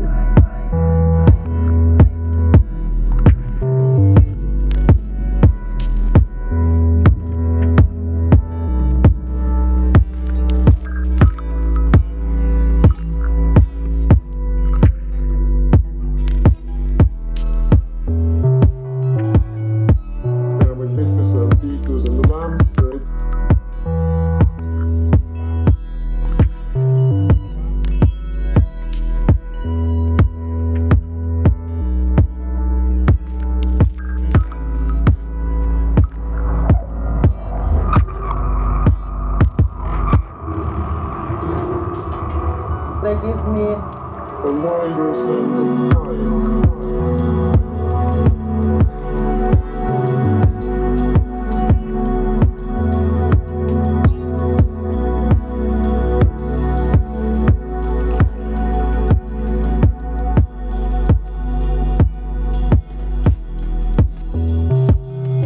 They have been here thousands of years before I came to this place.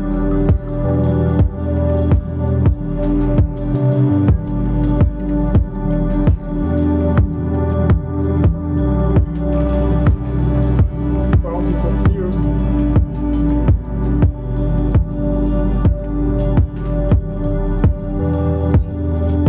They give me a wider sense of time.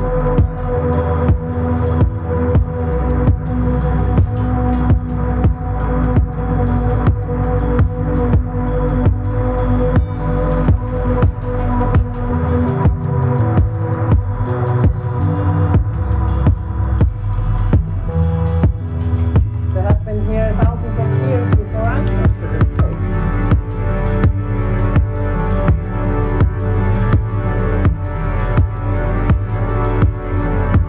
Thousands of years.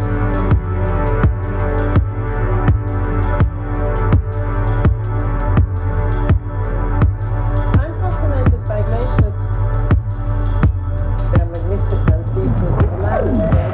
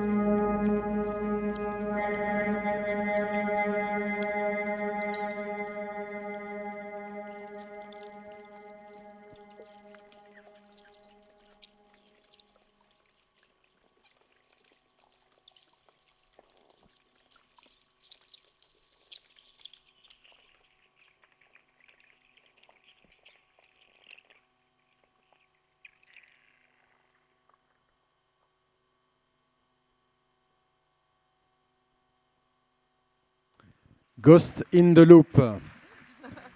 Aurélien, viens me rejoindre. Quelques mots sur ton travail.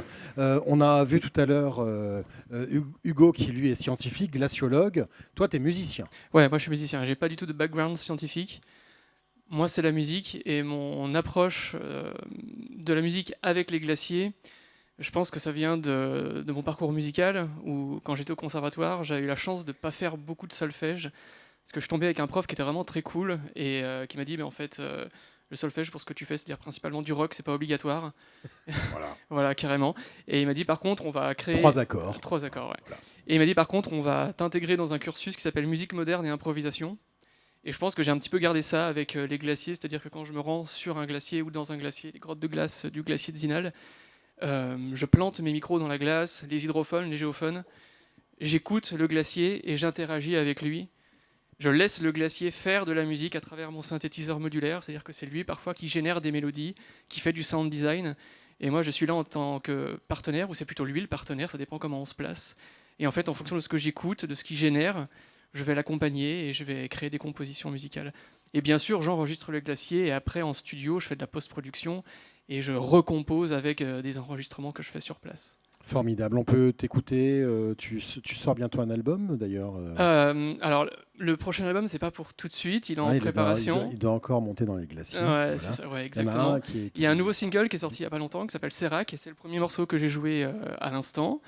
Et il y a un documentaire vraiment très chouette qui va sortir dans quelques semaines avec Chasseur de son, Charles Rose. On est allé au glacier du Grand Méant il y a un mois, partir à la découverte de ce glacier et de son paysage sonore.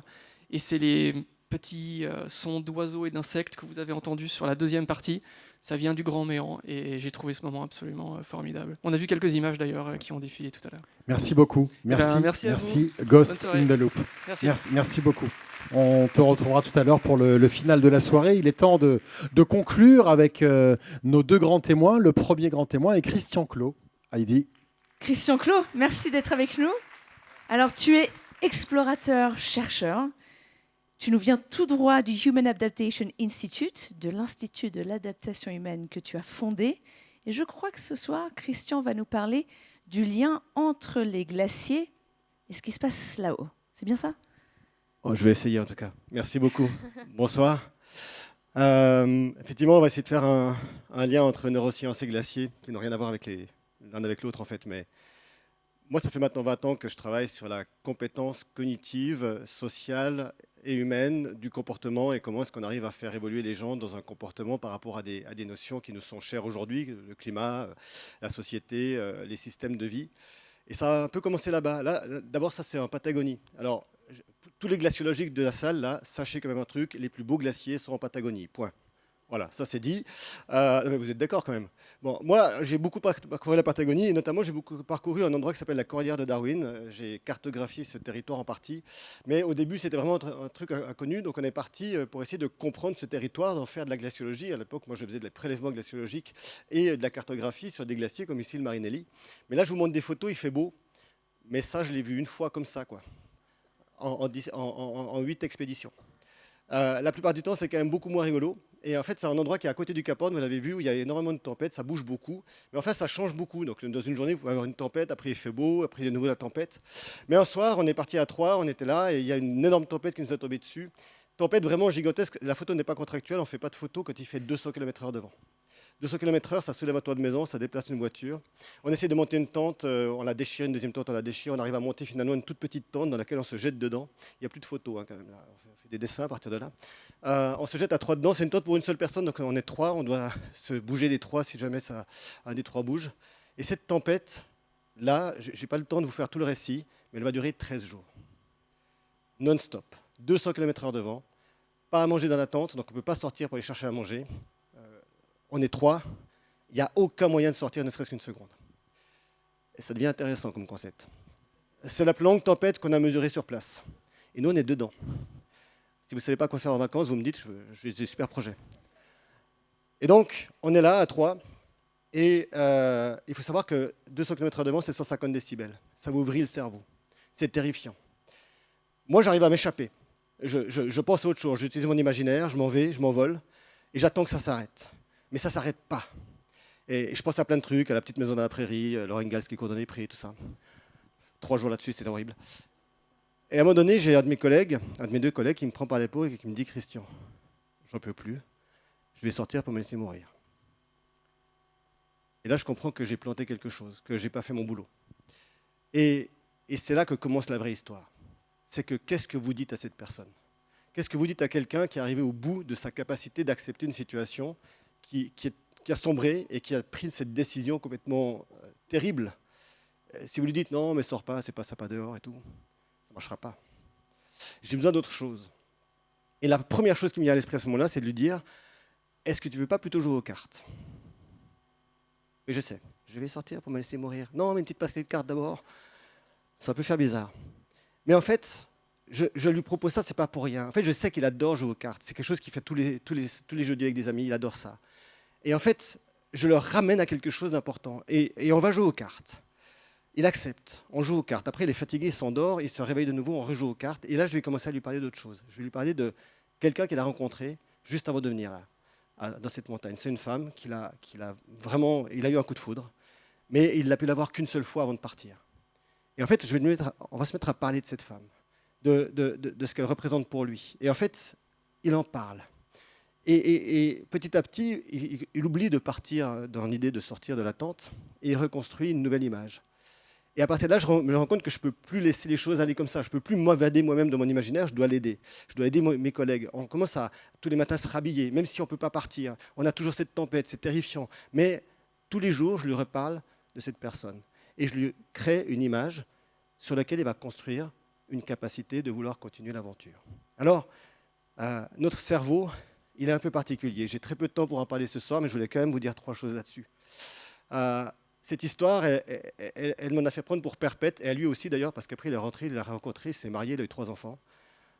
Bah ouais, c'est en prendre pour perpète. Moi, j'en ai pris pour perpète parce que, en fait, ça faisait quelques années déjà que je tournais autour de la notion cognitive et que là, ça a été un marqueur fort.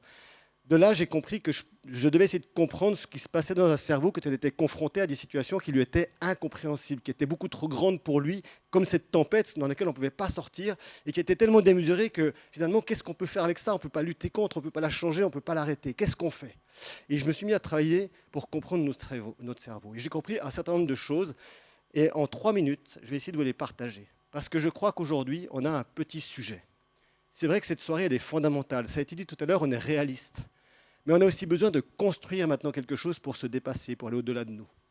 Et cette chose, c'est cette femme que j'ai racontée à cet homme, qui est devenu maintenant sa femme, c'est cet espoir de trouver quelque chose à la sortie. Mais l'espoir, tel qu'il est souvent défini, c'est juste une sorte de chose évanescente qu'on ne comprend pas très bien.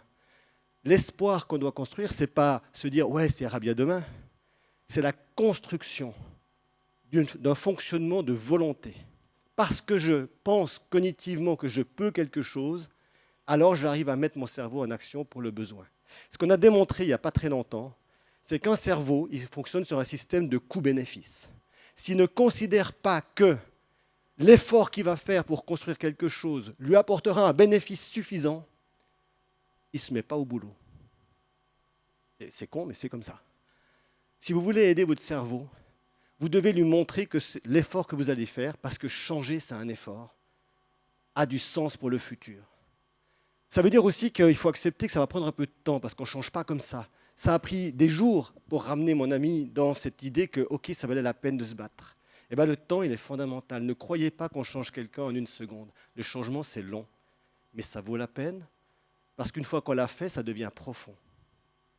Et enfin, je lui ai fait jouer aux cartes. Et finalement, ça l'a aidé. On se dit, mais pourquoi? Pour une simple raison. Quand vous dormez, vous reposez vos cerveaux et vous effacez ce qui s'est passé durant la journée, vous nettoyez votre cerveau. Quand vous êtes sous stress, quand vous êtes sous solastalgie, quand vous êtes sous dépression, vous ne nettoyez plus votre cerveau. Ça ne fonctionne plus durant la nuit. Vous dormez mal, vous vous réveillez le matin, vous êtes toujours fatigué. Il y a d'autres moments dans la journée où on peut commencer à régénérer son cerveau. Et c'est dans les moments de plein plaisir. Ça veut dire que quelle que soit votre peur du futur, votre peur de ce qui se passe, la difficulté qu'on a aujourd'hui de croire en demain, vous devez continuer d'avoir du plaisir tous les jours de votre vie. Parce que sans ça, vous ne donnez pas la nourriture nécessaire à votre cerveau pour croire en demain. Soyez heureux, émerveillez-vous, ayez du plaisir, offrez du plaisir aux autres, parce que c'est votre meilleure nourriture pour que demain soit encore possible.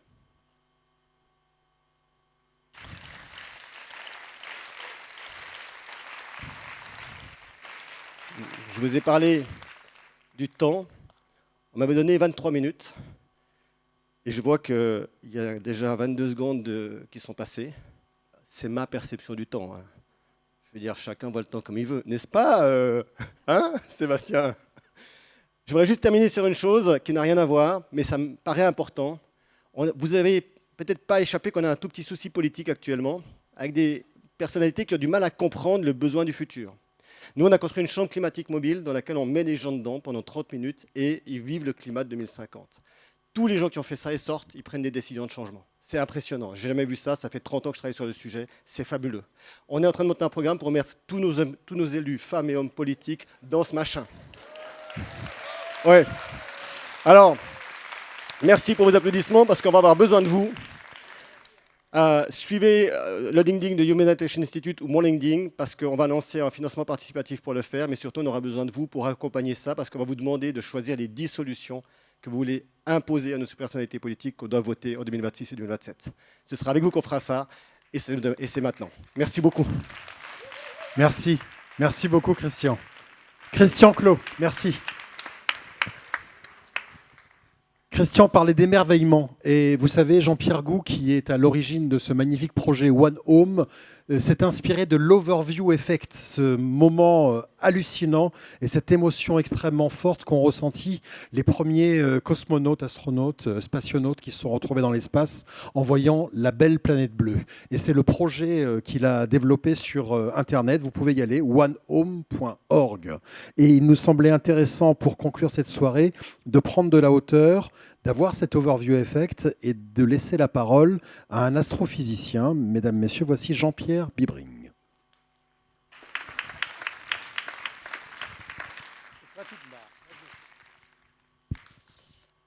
Bonsoir, merci d'être encore là. Je voudrais d'abord dire que j'étais très impressionné, c'est même émouvant de voir le cadeau qu'on nous a fait de cette soirée. C'est très impressionnant vraiment de voir ces trésors de beauté de ce qu'on a vu, d'intelligence, de toutes les réactions à l'échelle de la planète. Donc je voulais faire un énorme bravo, bien sûr, au festival et à Heidi, très, très vrai, parce que c'est elle qui a vraiment fait cela. Donc bravo à Heidi, vraiment.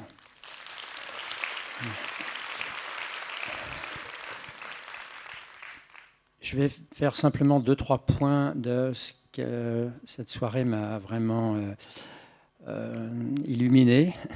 La première chose, c'est que par rapport, par exemple, à ce qu'on a vu dans Tara et dans d'autres choses, manifestement, le glacier, il est surtout, tel qu'on nous l'a présenté, un témoin de ce qui se passe actuellement. C'est un témoin remarquable. On sait bien qu'avec le dérèglement climatique, il y a plus d'incendies, plus de feux de forêt, plus de catastrophes climatiques en général. Mais quelque part, c'est difficile à partir de ça d'extrapoler ou de quantifier réellement ce qui se passe.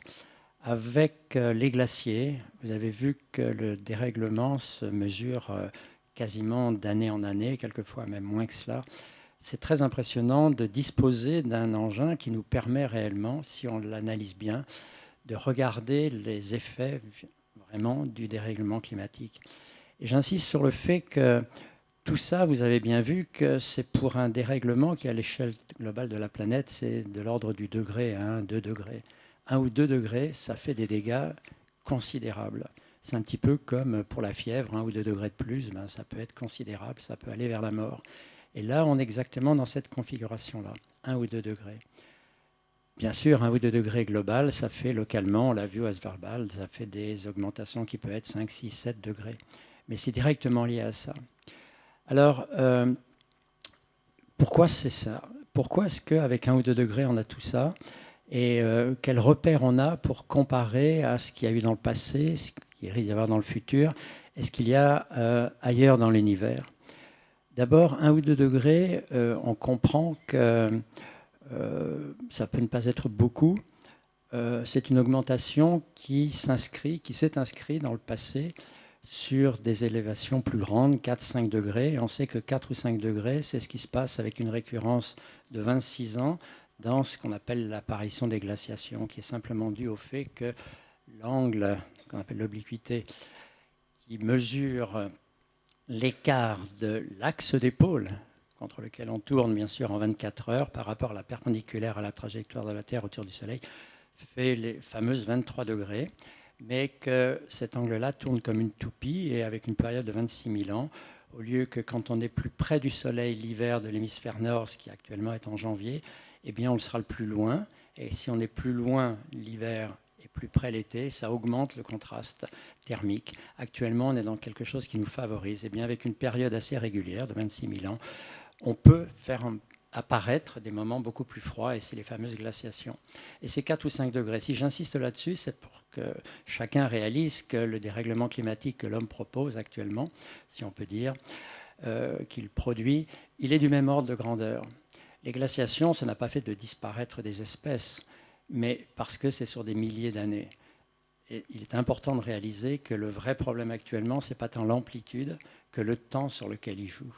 On va faire ce dérèglement maintenant, non plus à l'échelle des millénaires ou des siècles, mais des décennies. Et le vrai problème, bien sûr, sur lequel je reviendrai dans une minute ou deux, c'est cela, c'est qu'à l'échelle de quelques décennies, les systèmes ne peuvent pas se mettre en place pour envisager une régulation, voire même une inversion. Donc, c'est ça le premier phénomène peut-être qui n'a pas été assez mis en évidence ici. Il faut agir, mais il faut agir extraordinairement vite. Et quand on compare ce qui se passe sur Terre à ce qui aurait pu se passer si cet angle, qui fait 23 degrés, la latitude des tropiques, avait pu évoluer lui-même, on aurait eu beaucoup plus que 4 ou 5 degrés. Et en fait, ça se passe partout ailleurs. Pourquoi est-ce que cet angle-là tourne comme une toupie en gardant l'angle sommet constant? Eh bien, on imagine que si cet angle en plus variait, si de temps en temps la direction des pôles était dans la direction du Soleil, ça ferait des changements climatiques autrement plus importants. Et on ne serait pas là pour en parler.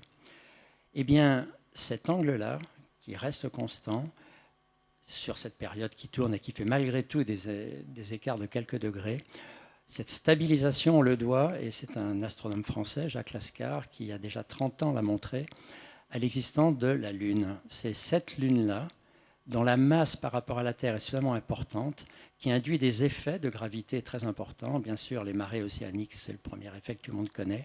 Mais un autre effet très important, c'est d'avoir stabilisé à 1 degré près sur des milliards d'années cet angle-là. Et c'est ça qui nous donne finalement, malgré les glaciations, un climat plus ou moins pérenne qui a permis, entre autres, à la vie d'évoluer. Alors ça, c'est étonnant parce que tous les autres systèmes que l'on connaît, et en particulier dans le système solaire, eh bien, les planètes ont aussi une obliquité. Elles tournent aussi autour d'un axe, mais cet axe-là varie énormément. Sur Mars, par exemple, il y avait 10 degrés de plus de cet angle-là il y a 2 ou 3 millions d'années, ce qui n'est rien par rapport aux 4,5 milliards d'années de son existence. Eh bien, cette stabilisation est essentielle. Et si je dis ça, c'est pour qu'on comprenne que la Terre est extraordinairement particulière. Mais non pas qu'elle est particulière et que les autres seraient toutes les mêmes, c'est que chaque objet est incroyablement particulier et que les propriétés de la Terre sont uniques, entre autres pour ça. Et il y a une propriété sur laquelle peut-être tout était dit là-dessus, mais on n'a peut-être pas mis l'accent, c'est que de la glace, il y en a partout dans l'univers. Pourquoi? Parce que l'hydrogène est le constituant le plus abondant et que l'eau est un constituant extraordinairement important. Près des étoiles, loin des étoiles, dans le milieu interstellaire, il y a de la glace partout. Mais avec une caractéristique, c'est que la glace, elle est stable quand il fait froid et quand au-dessus d'elle, la pression est très faible, ce qui est le cas à peu près partout. Et quand cette glace-là se met à chauffer, parce qu'elle passe près d'une étoile, comme une comète qui passe près du Soleil, la glace immédiatement se transforme en vapeur. Elle ne peut pas passer par l'état liquide. Et c'est une des grandes, je ne vais pas dire une découverte, parce que la thermodynamique dit ça depuis plus d'un siècle, mais c'est quelque chose qui a été contre tout ce que les gens pensaient, que dans le système solaire en particulier, il devrait y avoir de l'eau partout, puisqu'on espérait montrer que dès qu'il y a de l'eau, il y a de la vie, et il y a de la vie partout. Eh bien, on s'aperçoit que c'est exactement le contraire. La Terre est unique dans le système solaire pour avoir de l'eau liquide stable en surface. En d'autres termes, la glace que l'on voit partout sur les images que vous avez vues aujourd'hui, qu'on a vues aujourd'hui, c'est une glace qui fond quand il fait chaud et qui est à l'origine de l'eau liquide. Eh bien ça, c'est une spécificité ahurissante. Et elle est à l'origine d'énormément de choses, et en particulier, bien sûr, du fait que au cours du temps, la chimie du carbone, la chimie de l'oxygène et de l'azote ont donné naissance à ce qu'on appelle le vivant. Et c'est ça qui nous conduit à penser que la vie elle-même, ce dont on est ici les héritiers, elle procède d'une évolution très particulière de la Terre. Eh bien, on commence à déchiffrer ce qu'a été l'évolution de la Terre qui a permis à un moment donné d'avoir des conditions qui font, entre autres, que l'eau est stable à l'état liquide en surface, alors que les autres ne l'ont pas. Il y a énormément maintenant de choses qui ont été dites et écrites là-dessus. Je ne vais bien sûr pas en parler ici, sauf peut-être pour une seule chose. Je vous ai parlé du rôle de la Lune qui est tellement important. Eh bien, il faut voir que maintenant, on est convaincu que si la Lune existe, et non pas la Lune, mais cette Lune avec une certaine propriété, entre autres sa masse par rapport à la masse de ce autour de quoi elle gravite, c'est-à-dire la Terre, eh bien, ça résulte d'un choc très important que la Terre a eu peu de temps après sa formation, quelques dizaines de millions d'années, donc il y a plus de 4,4 milliards d'années. Et ce choc, avec un objet qu'on appelle Theia, il a eu énormément de conséquences. Il y a effectivement, la géométrie du choc a fait qu'une partie du matériau de la Terre a été mise dans un disque. C'est dans ce disque autour de la Terre que la Lune s'est réaccrétée. Eh bien, cette spécificité-là, elle est à l'origine, entre autres, du fait qu'on a des océans terrestres. Et si vous changez un tout petit peu dans les paramètres de cet impact, un impact différent, alors pas d'impact du tout, ou un impact par un objet de masse différente, ou de composition différente, ou dans un angle différent, ou une vitesse différente, vous apercevez que toute l'évolution de la Terre après devient différente. Et on ne serait pas là pour en parler non plus. En d'autres termes, ce qu'on est en train de découvrir, en comparant avec tout ce que l'on voit ailleurs, c'est que l'évolution en général des planètes dans le système solaire, mais aussi des systèmes par rapport aux autres, parce que maintenant on a découvert des milliers d'autres systèmes dans notre propre galaxie, ils sont tous différents. Le véritable nouveau paradigme, c'est un paradigme qui dit que c'est la diversité qui est vraiment clé pour comprendre l'évolution. Et maintenant que l'on comprend ce qui fait la diversité, on comprend qu'il n'y a pas de déterminisme absolu. Il y a bien sûr du déterminisme. Par exemple, s'il y a un choc, eh bien, il fallait bien qu'il y ait un choc pour fabriquer cela. Mais c'est les paramètres eux-mêmes qui vont influer sur l'évolution. En d'autres termes, c'est le contexte, la contingence, mêlée au déterminisme qui va être responsable de l'évolution. Comme dans nos vies, il y a un déterminisme sur le lieu où on est né, mais bien sûr, on a un tas d'événements, les rencontres, les cours, etc., qui font que notre évolution va prendre telle ou telle chose. Eh bien, c'est la même chose pour les planètes, c'est la même chose pour la vie. Et donc, si j'insiste là-dessus, c'est bien pour que l'on dise que rien n'est écrit dans l'évolution. L'évolution de la Terre, l'évolution de la biosphère n'est écrite nulle part. Et si je le dis, bien sûr, vous voyez pourquoi. C'est que parce que c'est la contingence qui va jouer là-dessus, tout ce que chacun d'entre nous fait, ce qu'on mange, la consommation qu'on fait, ce qu'on vote, par allusion à ce qui a été dit juste avant, tout ça joue sur la biosphère. Le devenir de la biosphère, il dépend réellement de nous tous, que l'on fasse ou qu'on ne fasse pas. C'est-à-dire tout ce que l'on fait ou on ne fait pas va jouer sur l'évolution. Et quand on dit que l'homme fait l'histoire, c'est vraiment cela. Et donc on a, et c'est ça que je trouve extraordinaire, les moyens dans nos mains, réellement, d'agir pour que ça aille dans le bon sens. Eh bien, je terminerai donc par deux mots. Le premier, c'est que c'est extraordinaire que des organismes comme ce festival ici, et des gens comme Sébastien et Pascal, bien sûr, je ne sais pas s'il est dans la salle, sont là pour offrir cette connaissance et cette intelligence. Mais la deuxième chose sur laquelle je veux vraiment terminer, qui me semble le plus important, c'est que par rapport aux urgences, les défis qui sont devant nous ce siècle sont des défis planétaires. On l'a vu bien sûr pour le Covid, le défi climatique est planétaire, le défi alimentaire l'est, pareil pour la malnutrition et pour la santé. Et la seule possibilité d'agir efficacement, c'est d'avoir une réponse planétaire. Et la réponse planétaire veut dire qu'il faut casser des paradigmes, il faut travailler ensemble, y compris avec des gens pour lesquels on pourrait penser qu'il n'y a aucune raison de vouloir travailler. On travaille. C'était dit avant, plusieurs fois aujourd'hui, la science, et en particulier la science du climat, mais le domaine dans lequel je suis, l'exploration spatiale, le démontre l'efficacité, la nécessité et la possibilité, tout ça ensemble. Et donc, on a devant nous une urgence. J'ai dit qu'il faut faire très vite, on n'a que quelques décennies. Et faire quelques décennies pour agir ensemble, eh bien, ça suppose qu'on supprime, mais réellement supprime, structurellement, toutes les possibilités ou toutes les volontés de confrontation pour en faire de la coopération. Confrontation à détruire pour de la coopération. Et le dernier mot, c'est est-ce que c'est réellement utopique ? Et ce qui se passe ici, moi ça fait 15 ans maintenant que je suis participants de ce festival, je vois qu'il y a d'une part une incroyable disponibilité des jeunes et que l'évolution de la prise de conscience des jeunes pour changer leur mode de pensée et d'action est remarquable. Et il faut bien voir que ce n'est pourtant pas en France qu'il y a ce qu'il y a de mieux, parce que la France, bon, c'était un pays qui était au cœur de ce qui a fabriqué les inégalités sur cette planète. Eh bien, je suis convaincu que des structures comme ce festival, et c'est pour ça que je viens avec appétit tous les ans et avec enthousiasme, contribuent d'une manière extraordinaire. C'est merveilleux qu'il y ait des gens qui, par bénévolat, se dévouent pour cela. Donc, merci énormément et vive le festival de cette année et de l'année prochaine. Merci. Merci Jean-Pierre. Merci beaucoup. Merci infiniment. Et merci à vous d'avoir passé cette soirée avec nous, une soirée incroyable. On va jeter un œil au glacier. Il n'a pas grandi de manière spectaculaire. Est-ce qu'il a vieilli un petit peu? Écoute, alors là, quand même, j'ai l'impression que... Non, je croyais qu'il y avait une goutte qui était en train de monter. Non, rien. Donc voilà, depuis qu'on se parle tout à l'heure, il y a une goutte qui est tombée sur ce glacier, le glacier de Barthélemy. Donc voilà. Merci beaucoup, merci à vous, merci Heidi, merci pour ce programme incroyable, formidable.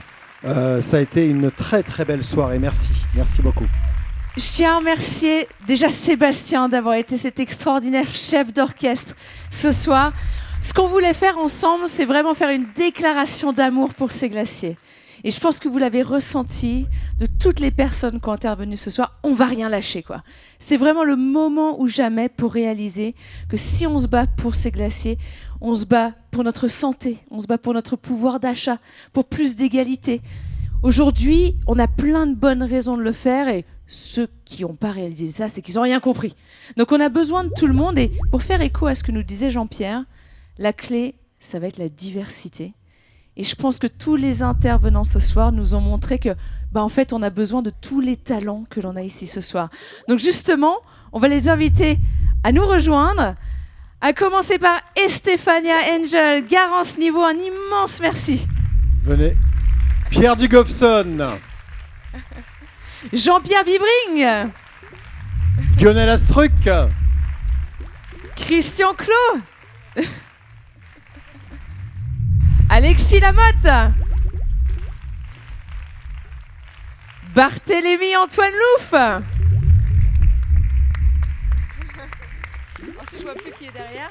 C'est marrant cette diagonale là qui voilà. On va avancer un petit peu, voilà. Et nos deux musiciens de ce soir, Ghost in the Loop et Hugo Nani.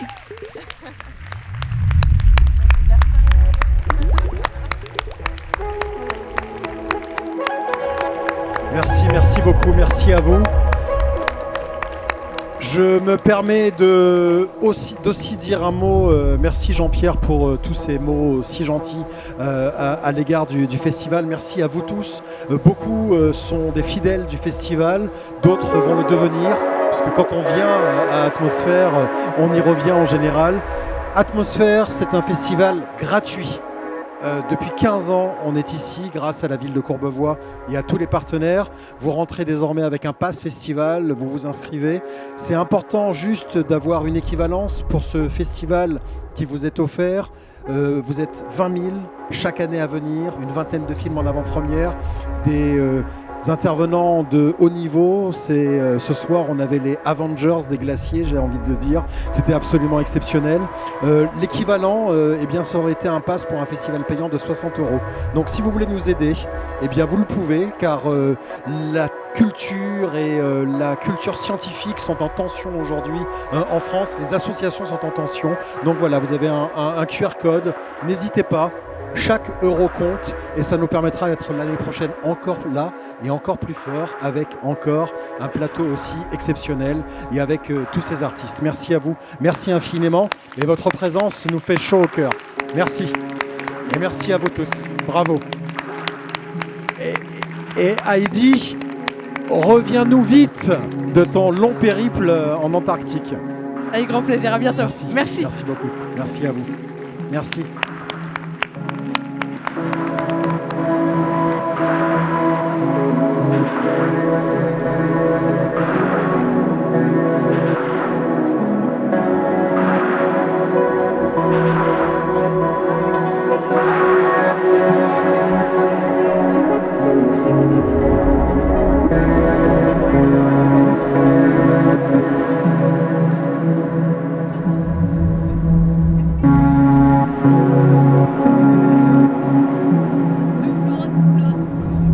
Voilà,